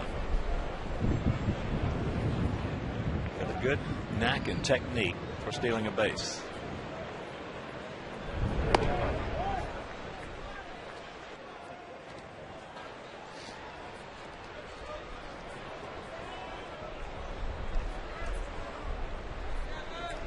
Jesus doubled to lead off the game, came around to score. In the 2nd inning, he popped up to Beckham. Then in the 4th inning, had a perfect drag bunch single. Tian in on the grass at 3rd. There he goes. AJ had to double clutch. And it's a good thing that Chris Getz didn't pick up the baseball, or he'd be standing at 3rd base. When A.J. double clutch, gave him no shot at all at Chris Getz, who steals his 5th. He might have had a shot at him because Getz was still looking back. And we'll take another look at A.J. Right there, the double clutch, nothing doing. Big insurance run out at 2nd base. And count 1-1 with the corners in close.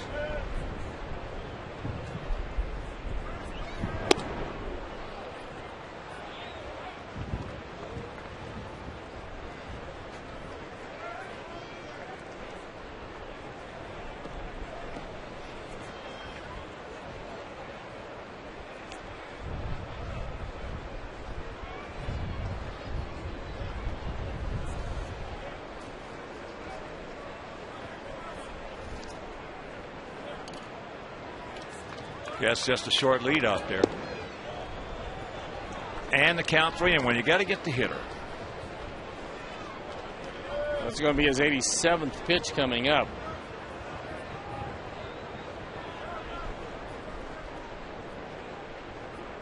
Scott Posednik on deck.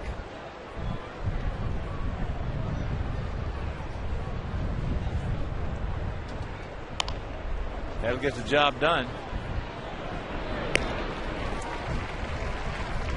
Every White Sox Friday home game is United Flyaway Friday. Each Friday home game, one lucky fan will have a chance to win 2 free round-trip tickets to anywhere in the continental U.S. that United Airlines flies. United, proud to fly the Chicago White Sox. Now the infield comes in for Posednik. got to try to get Scott down and in with the breaking stuff. That's not down. It was in. That's ripped. So Getz is going to score now. Pasednik on his way to third. Here's a throw by Beckham off the mark. And it's a 3-1 Kansas City lead.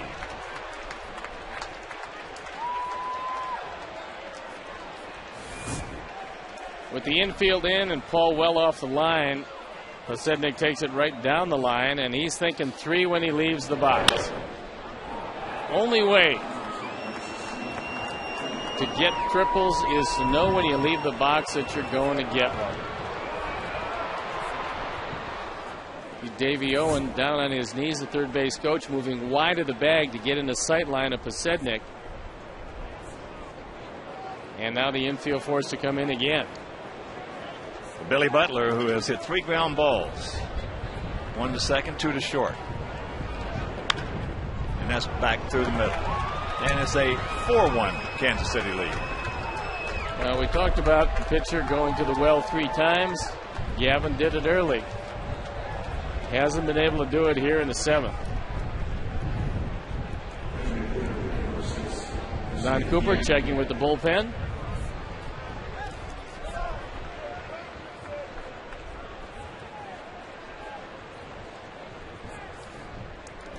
And here's Guillen. He's 1 for 3. Had a little duck snort single to right field. You know, Ozzie certainly would like to have had his 1,000th game. In better shape as you look at Santos.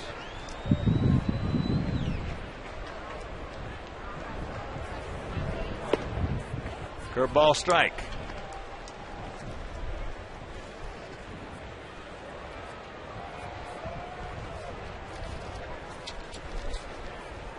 With that victory last night, Ozzie passed Tony La Russa with sole possession of 3rd place on the club's all-time list.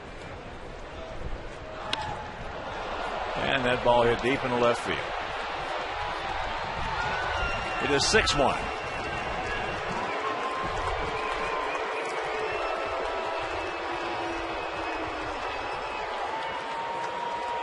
Eighth home run, 21 driven in by Guillen.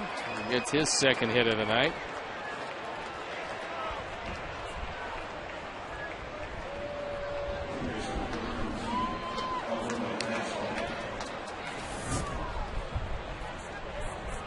That looked like a hanging slider or cutter. And Guillen unloads. Callaspo takes ball 1.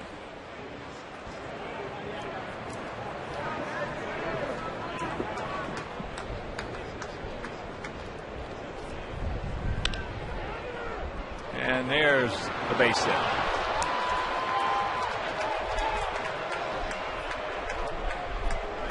Fifth hit this inning.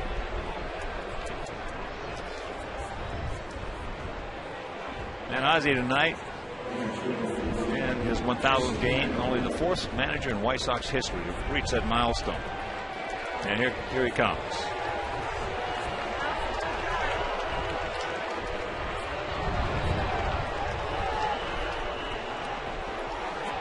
This was really a struggle for Gavin Floyd tonight, especially in those first 3 and then here in the top of the 7th. So he will depart and we'll be back.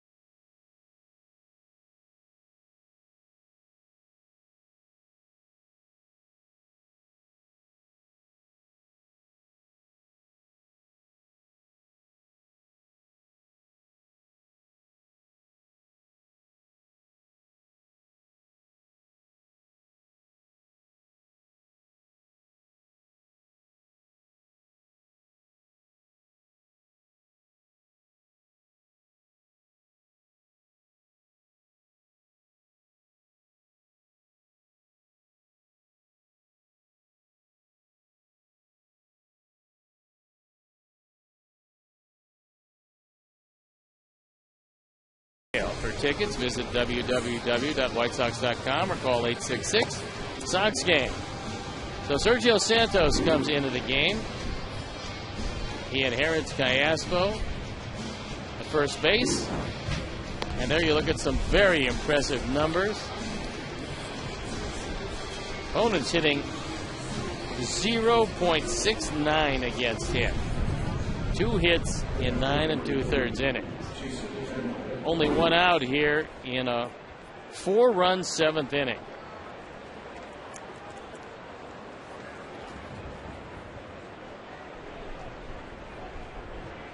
So here's the 7th man to come to the plate, Jason Kendall, who has walked twice and gone out to center.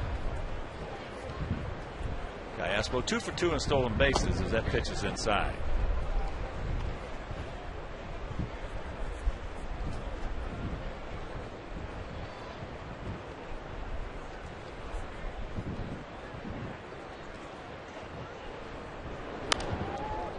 And it is out of play right side.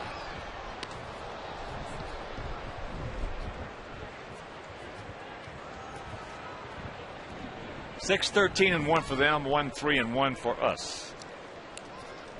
Our run coming back in the 3rd with 1 out. Juan Pierre bunted, stole second, and that's flipped out into right field. 2 down. Then Beckham walked, and there was a double steal. And as Pierre was sliding into third base, Jason Kendall threw it into left field.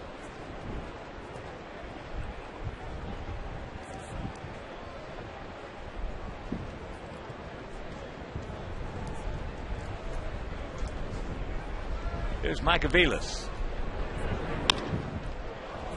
Right back through the middle.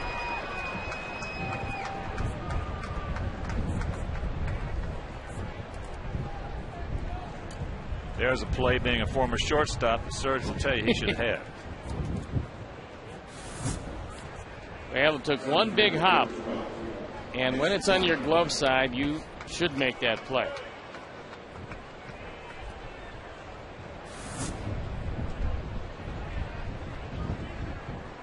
So they bat around as Mitch Meyer had a bunt single. He's 1 for 3.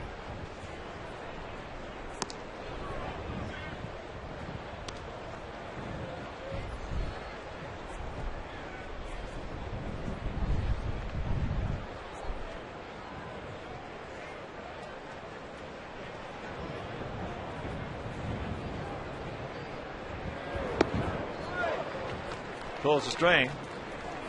All-speed pitch.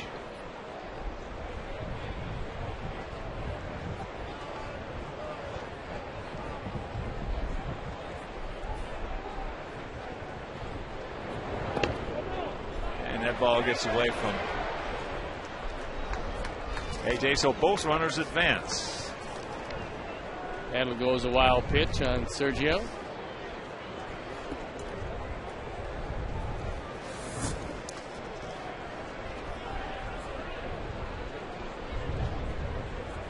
Good technique by AJ as he puts the glove down, doesn't try to catch it, but that ball just backed up on him. Second wild pitch of the year for Santos. And the 2-1. There's a straight change, way high and away.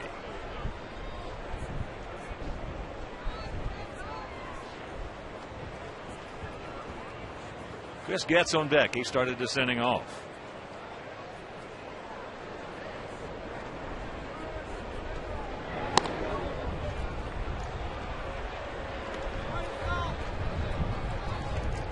Getz single back through the middle. So he's 2 for 3 tonight with an RBI.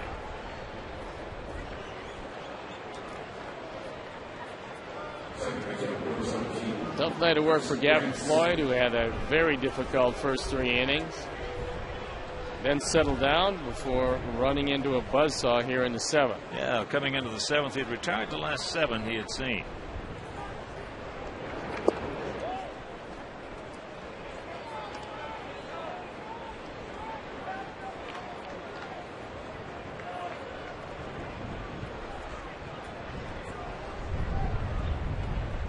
And 10 out of the last 11. And the count 2-0.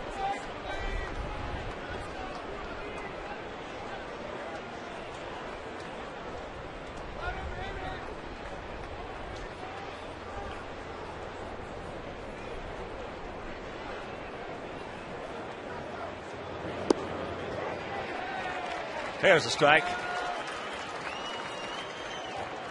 4 so far here in the top of the 7th.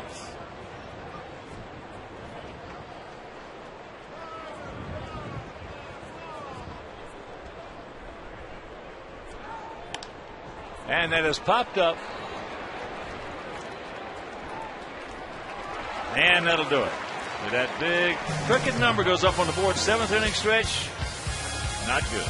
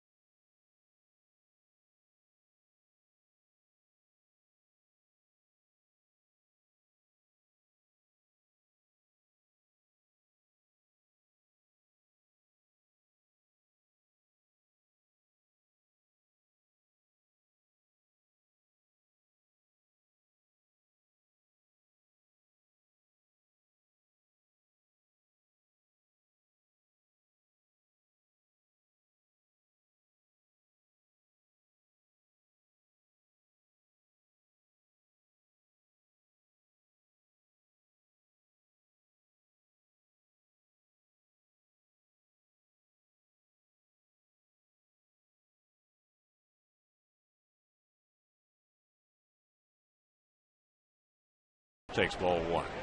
Dusty is 27 years old. Out of Horn Lake, Mississippi. It's got to be one of your favorite towns.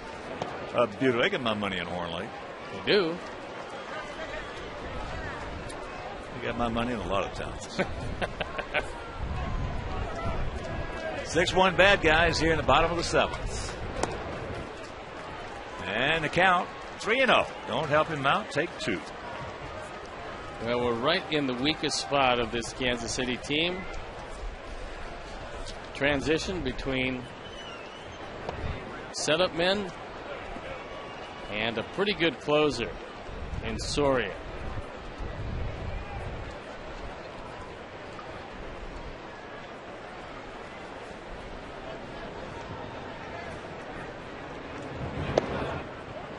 And he comes back to even it up. Full count.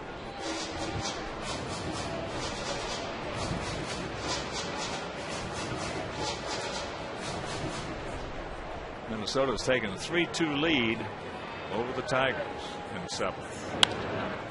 And there's a souvenir left side.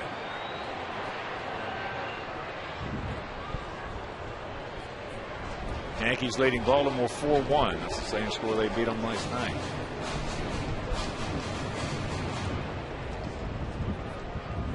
Phillies beat the Cardinals 2-1.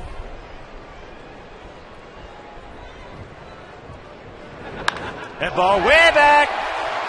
He looks up. You can put it on the board. Yeah. Number 1 for AJ, and it's a 6-2 ball game.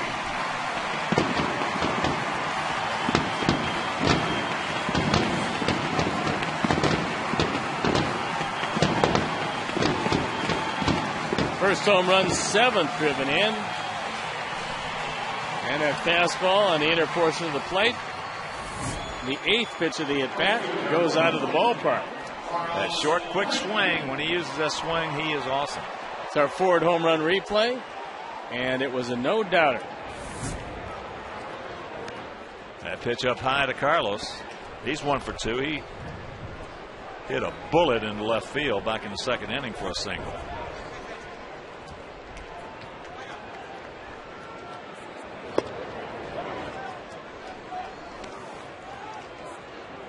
One and one to count to Quentin.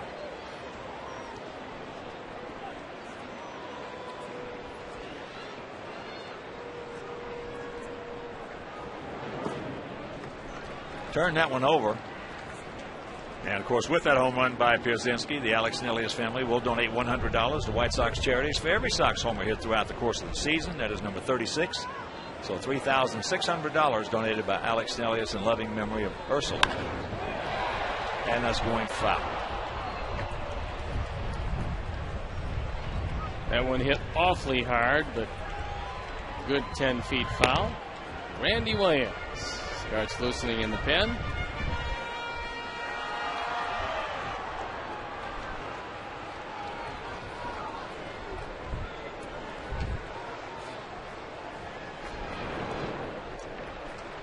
Breaking ball.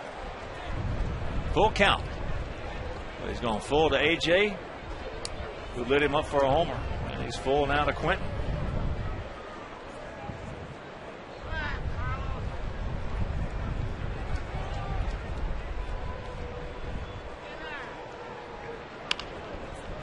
Gets softly down to Kai Aspo. 1 out. And that'll bring up 10.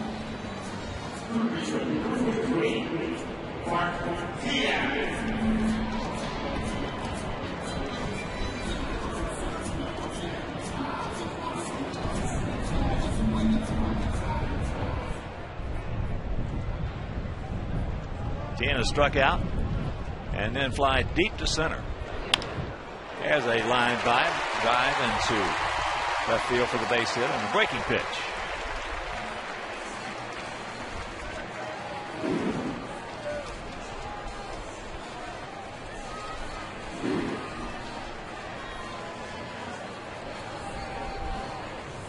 The one thing that remains a constant is you're never completely out of it when this Kansas City pen gets involved.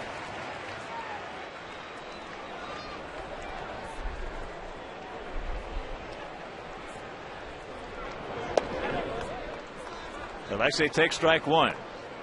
He has fouled out to first and he has grounded to second.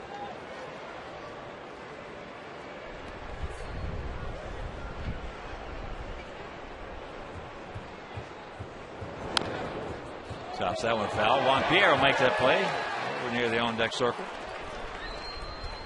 Nice catch.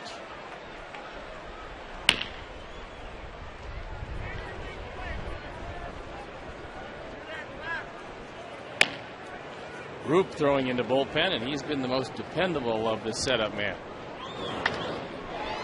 And that ball into right field. To Jesus. 2 down.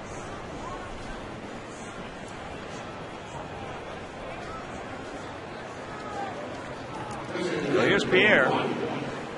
He walked into first, had a bunt single, a beautiful bunt single to third. Stole second, stole third.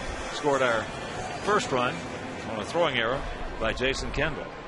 And he went out to left in the 5th.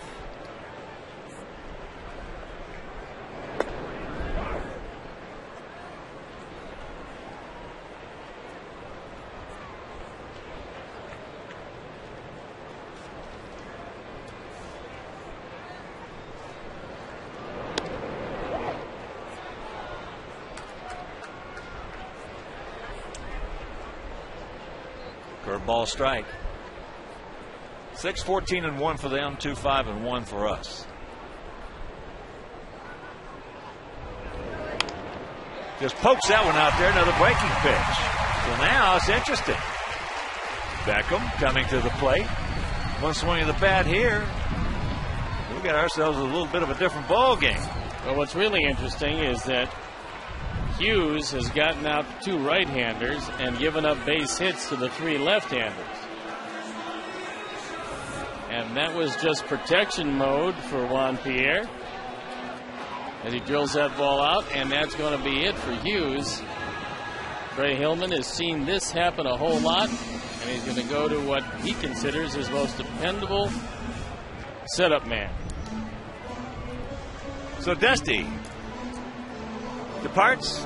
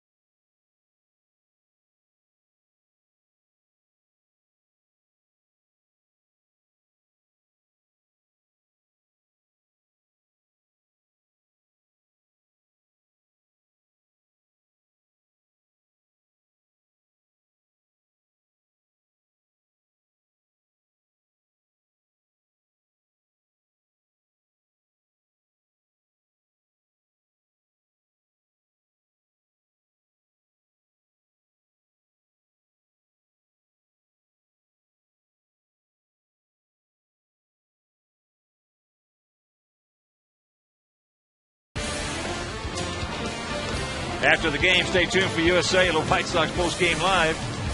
Chuck Garfien, Big Hurt, Frank Thomas, and Bill Melton deliver highlights and analysis. Plus, go live to Ozzy's post-game remarks. Don't miss US Cellular White Sox post-game live immediately following the game on Comcast Sportsnet, fans' best friend.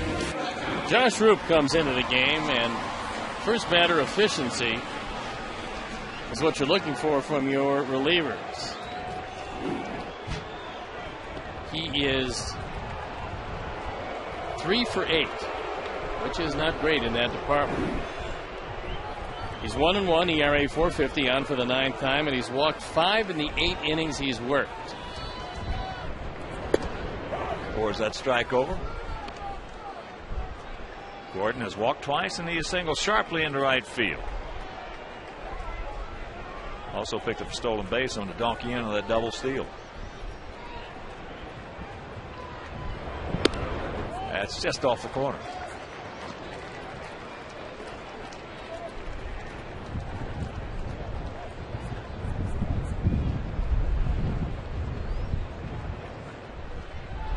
Gap out there in left center.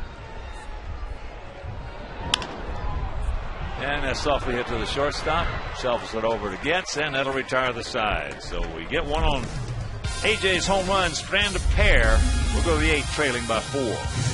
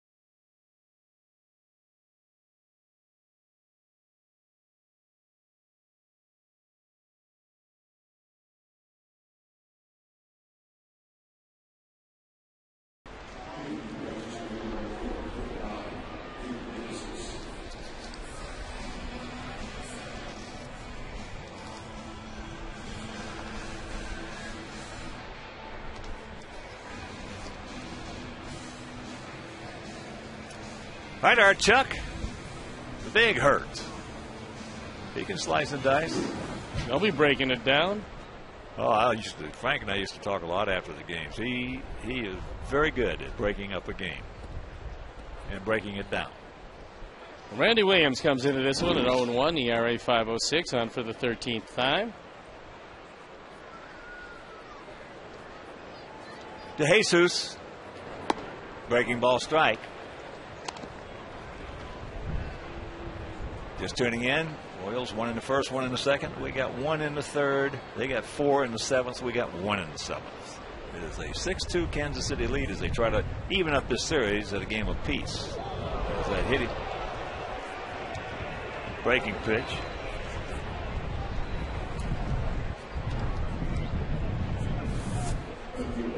It's a breaker that didn't break. Catching him right above that elbow. But if you're going to do that and get hit, don't stick your elbow in it. Just keep turning and get it in your back. Probably wishes he did that. There's first pitch strike. Scotty Potts, who's 2 for 4, had a beautiful bunt single in the second. Then in that 4-run seventh, whipped a triple right down into the right field corner.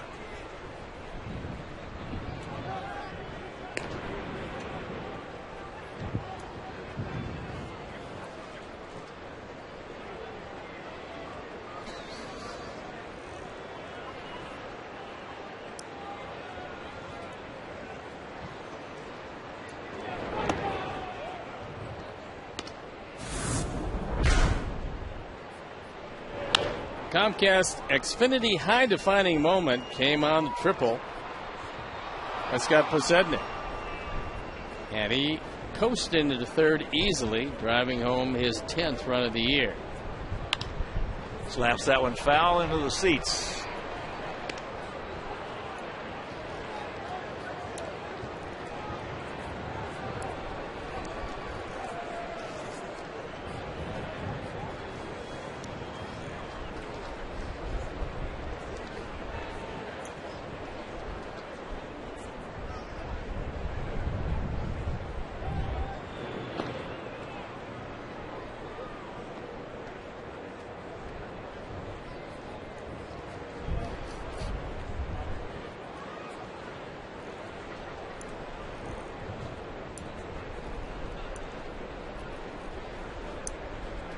The 1-2 pitch. Off the Xfinity sign above the LG Skyline Club seats. As if to punctuate the last promo. You're right on point. They called it today spot on. Spot on.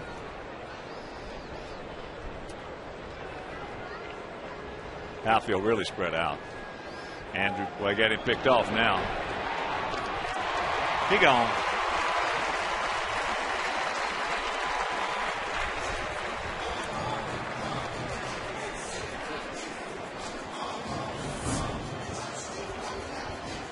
He's going on first move, and when you do that, you just try to outrun the baseball. There's no sense getting in a rundown because you're going to be out anyway, and maybe you get a bad throw. Well, Paulie is terrific too. Yeah, he knew he had plenty of time, but even when he doesn't, he's still terrific at getting an angle. Come off that bat, get that angle. Especially for a right-handed first baseman, because it's not easy for them. Well, I'll tell you, according to who's playing, as there's a breaking ball fouled away. There are a lot of base stealers in the past who, on a certain right-handed first baseman, they would steal on the first baseman. They wouldn't steal on the pitch of the catcher. It'd be the first baseman. Guys who didn't get an angle, they get right in that line and full count.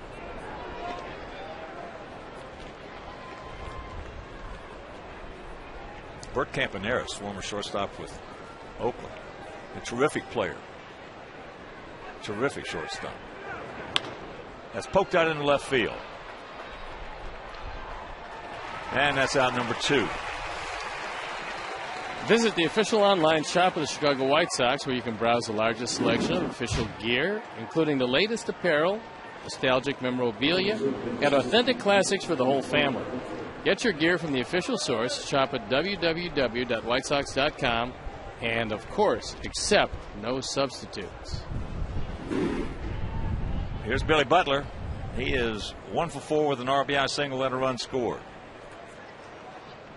The Campaneris used to get 8 or 10 stolen bases a year like that off certain right-handed first basemen.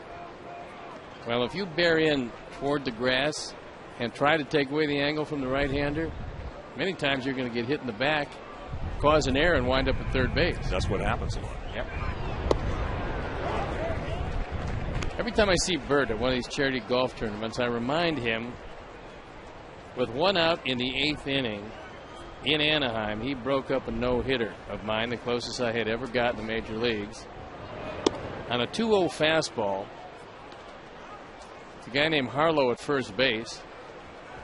It was 5-0. Yeah, the pitch was up. I had to throw a strike. Don't remember the incident very well, but I remind him I still hate him because of that. So do it from a distance, because he's a tough little dude. No, I don't accuse him of being a bad guy. I just tell him I hate him, and then I move away. He was a great teammate. Great teammate. He's hard as a rock. He was a very good player. That changeup hit into the corner. So Butler picks up his 7th two-bagger. And that's what you see, a left-hand there with a changeup. Try to knock him off the mound. And all of a sudden, if it does drift away like it did right there, you're still able to go to right field like he did. Well, that one knocked him off the mound because Ozzy's going to get Pena. Literally and figuratively. All right. Williams goes 2/3. He departs, and we'll be back.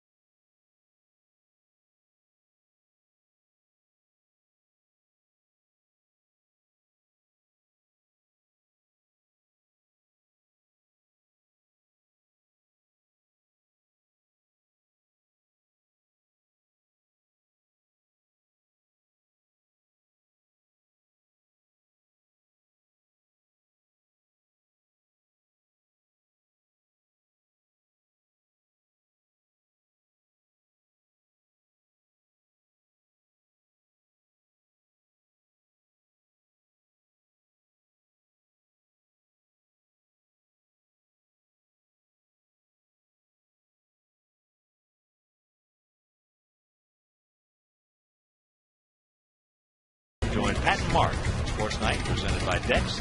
Tonight after postgame live only on Comcast Sportsnet, fans' best friend. Tony Pena comes into the game. He inherits Butler at second base. 2 outs here in the 8th inning. Jose Guillen looks at one low and away. He's 2 for 4. A little soft duck snort into right. Then he hit a 2-run homer last inning.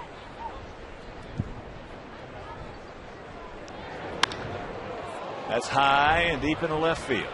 Andrew back. Right in front of the Comcast Sportsnet sign, hauls it in. He just missed it. And that'll retire the side. We'll go to the bottom of the 8th. We got 6 outs to get 4 or more runs.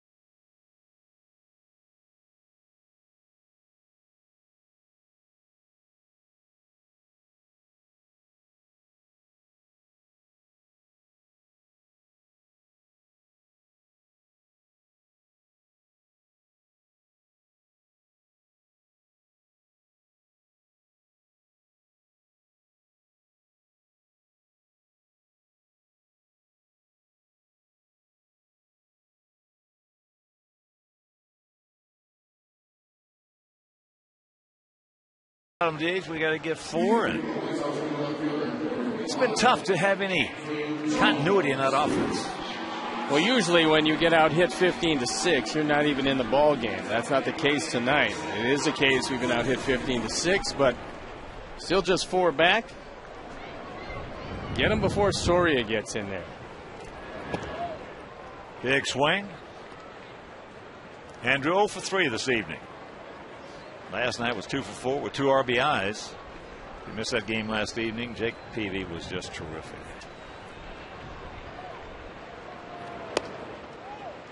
Pitch up high, 1-1.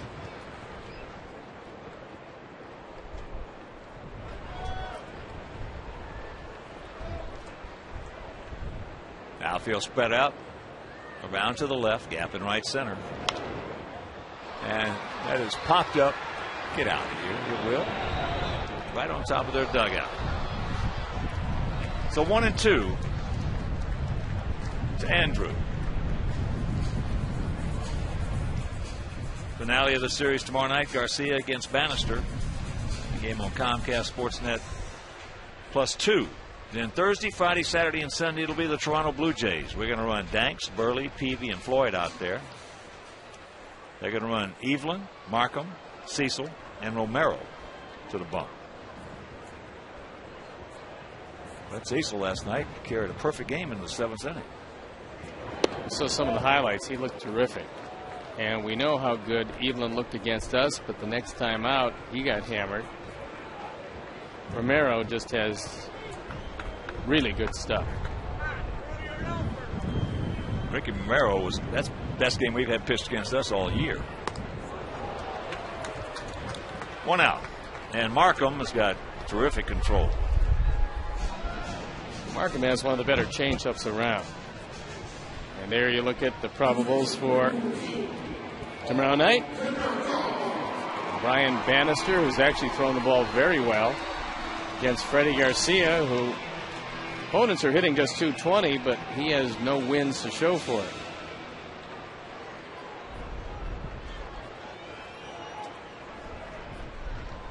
So here's Polly. He's 0 for 2 with the base on balls.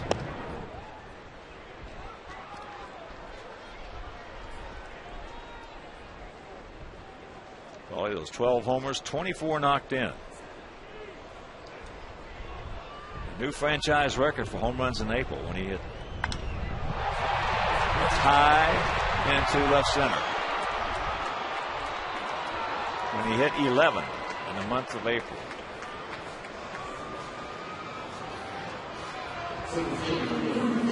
So with 2 down, that'll bring up Alex Rios. Alex is 0 for 3.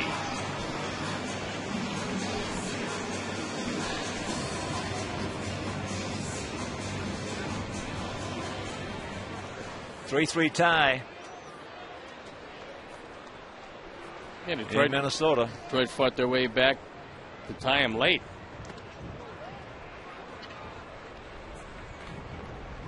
For the second straight game, Yankees beat Baltimore 4-1. This time was A.J. Burnett. Last night it was C.C. Sabathia.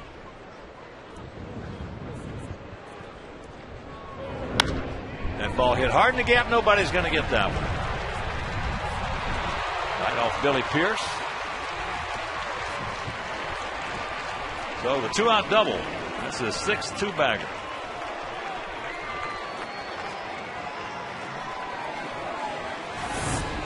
Alex has hit the ball hard a couple times, and he gets his fastball in the inner portion. One hops the wall and winds up at second base. So A.J., who hit a monstrous home run last time up, with a chance to do a little more damage.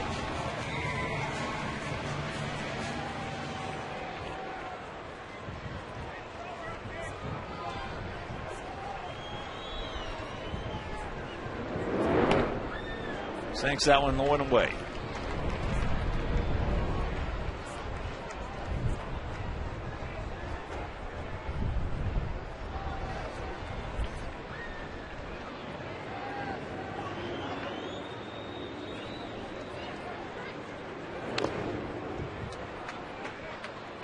Count evens at 1 to Pierzynski.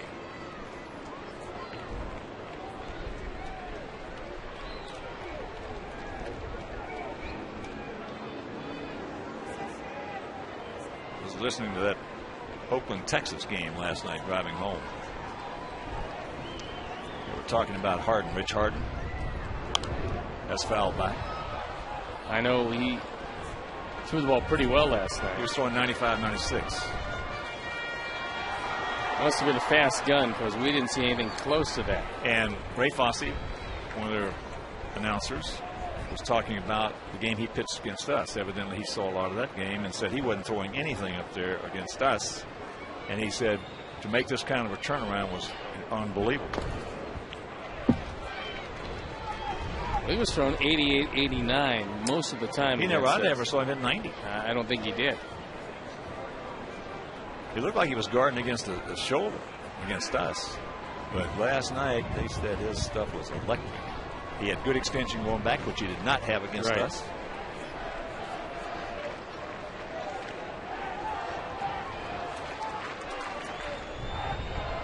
Alex at second, 2 out, 1 and 2 the count to AJ. Good check.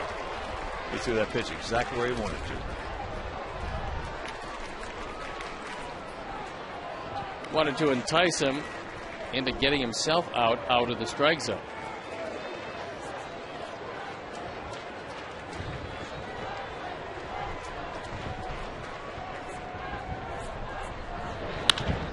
Ground ball right to Getz. Sucks it up. And that'll do it. We're into the 9th. We trail 6-2.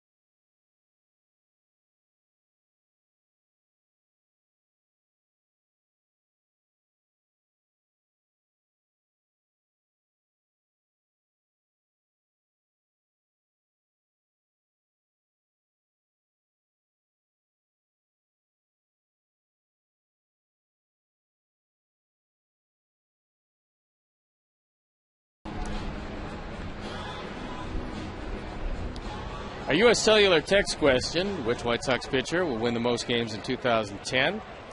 Finds John Danks in the lead. You can text A, B, C, or D to 53695. You still have some time.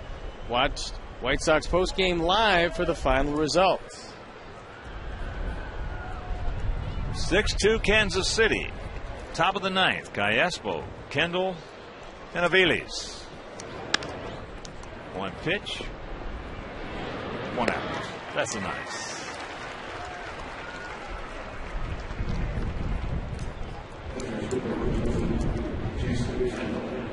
So here's Kendall. He's 0 for 2 with a couple of walks and a run scored.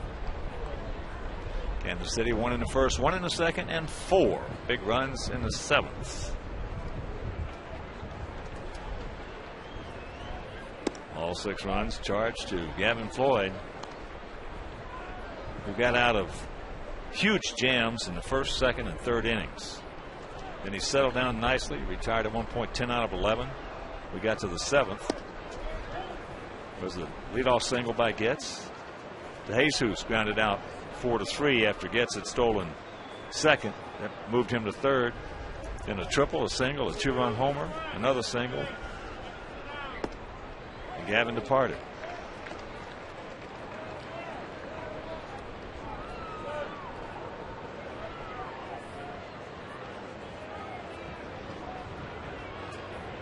Here's the 1-2.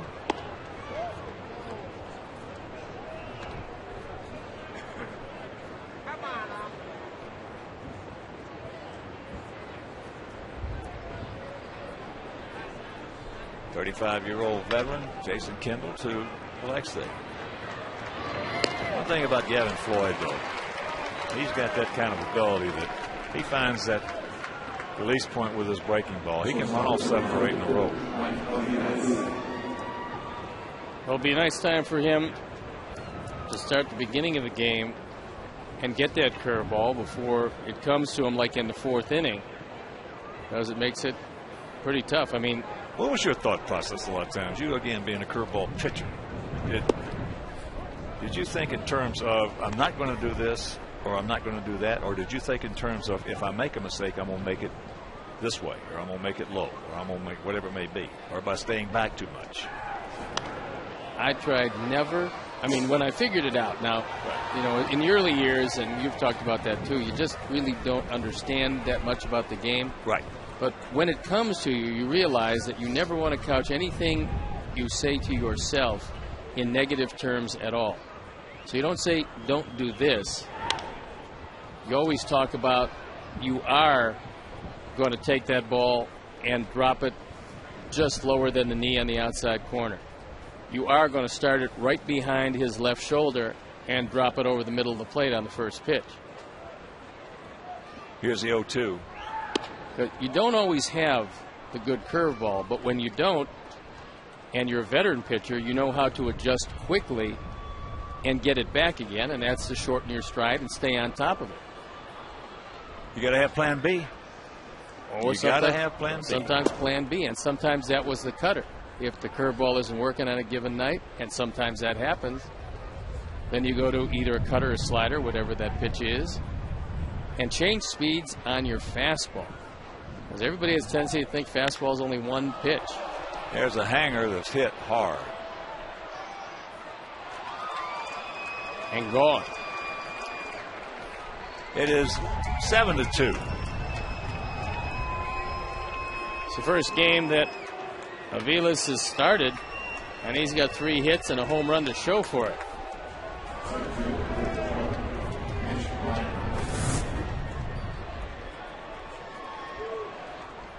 That is a hanging slider.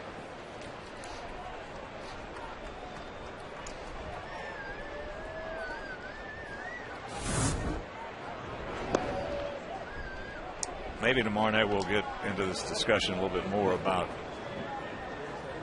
the thought process, because yours was, I will do this or I will do that. Yes. Okay. I know a lot of guys that said, who think positive thinking, they don't think that's positive thinking. They think just the opposite. They say, if I make a mistake, I'm going to make it down, which they say is positive thinking. I mean, it's just what works for you. It is what worked for me. Right. And the idea of the word mistake already puts a negative connotation in my mind. Ian throws him out. They pick up 1. We'll go to the bottom of the 9th. We now need 5 to tie.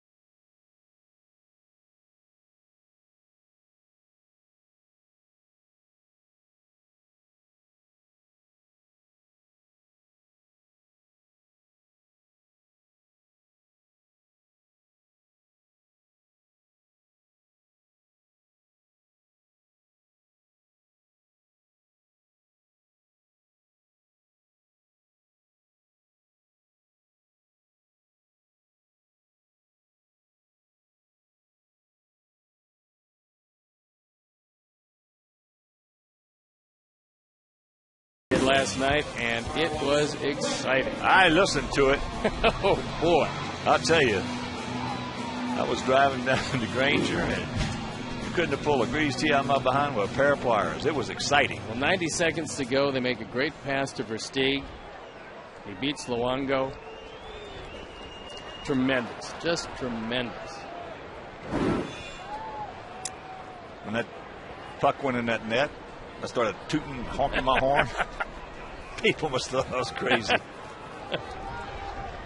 All right, let's get something going here. Let's give them a finish at least. Carlos, Tien, and Alexei.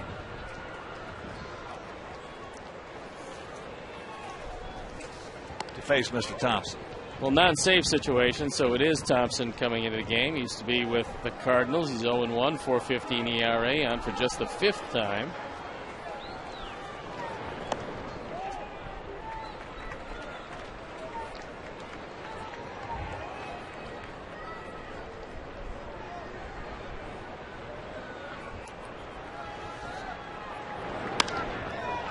He just missed that one. High towering fly ball. Right out in front of Billy Pierce. Josh Roop did a very good job in his inning in the 3rd.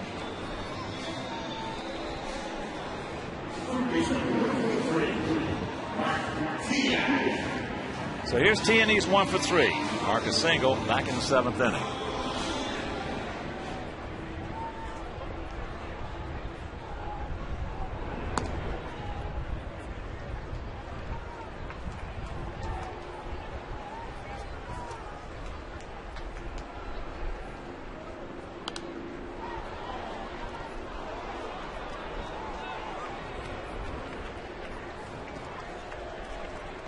One and one to count.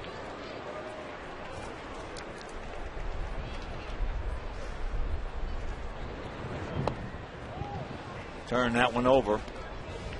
And 2 balls in a strike to the 28-year-old third baseman.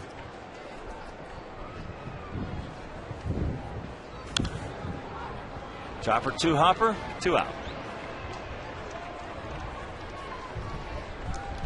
And let's check out our GMC player of the game. It is the 26-year-old right-hander Luke Hochaver out of the University of Tennessee. He was 2-0 against us last year, shut us out 1 game.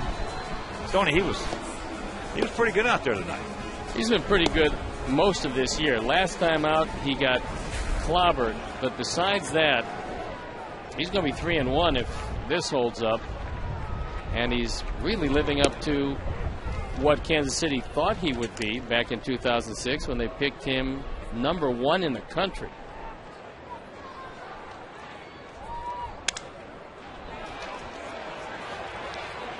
And this ball game is over.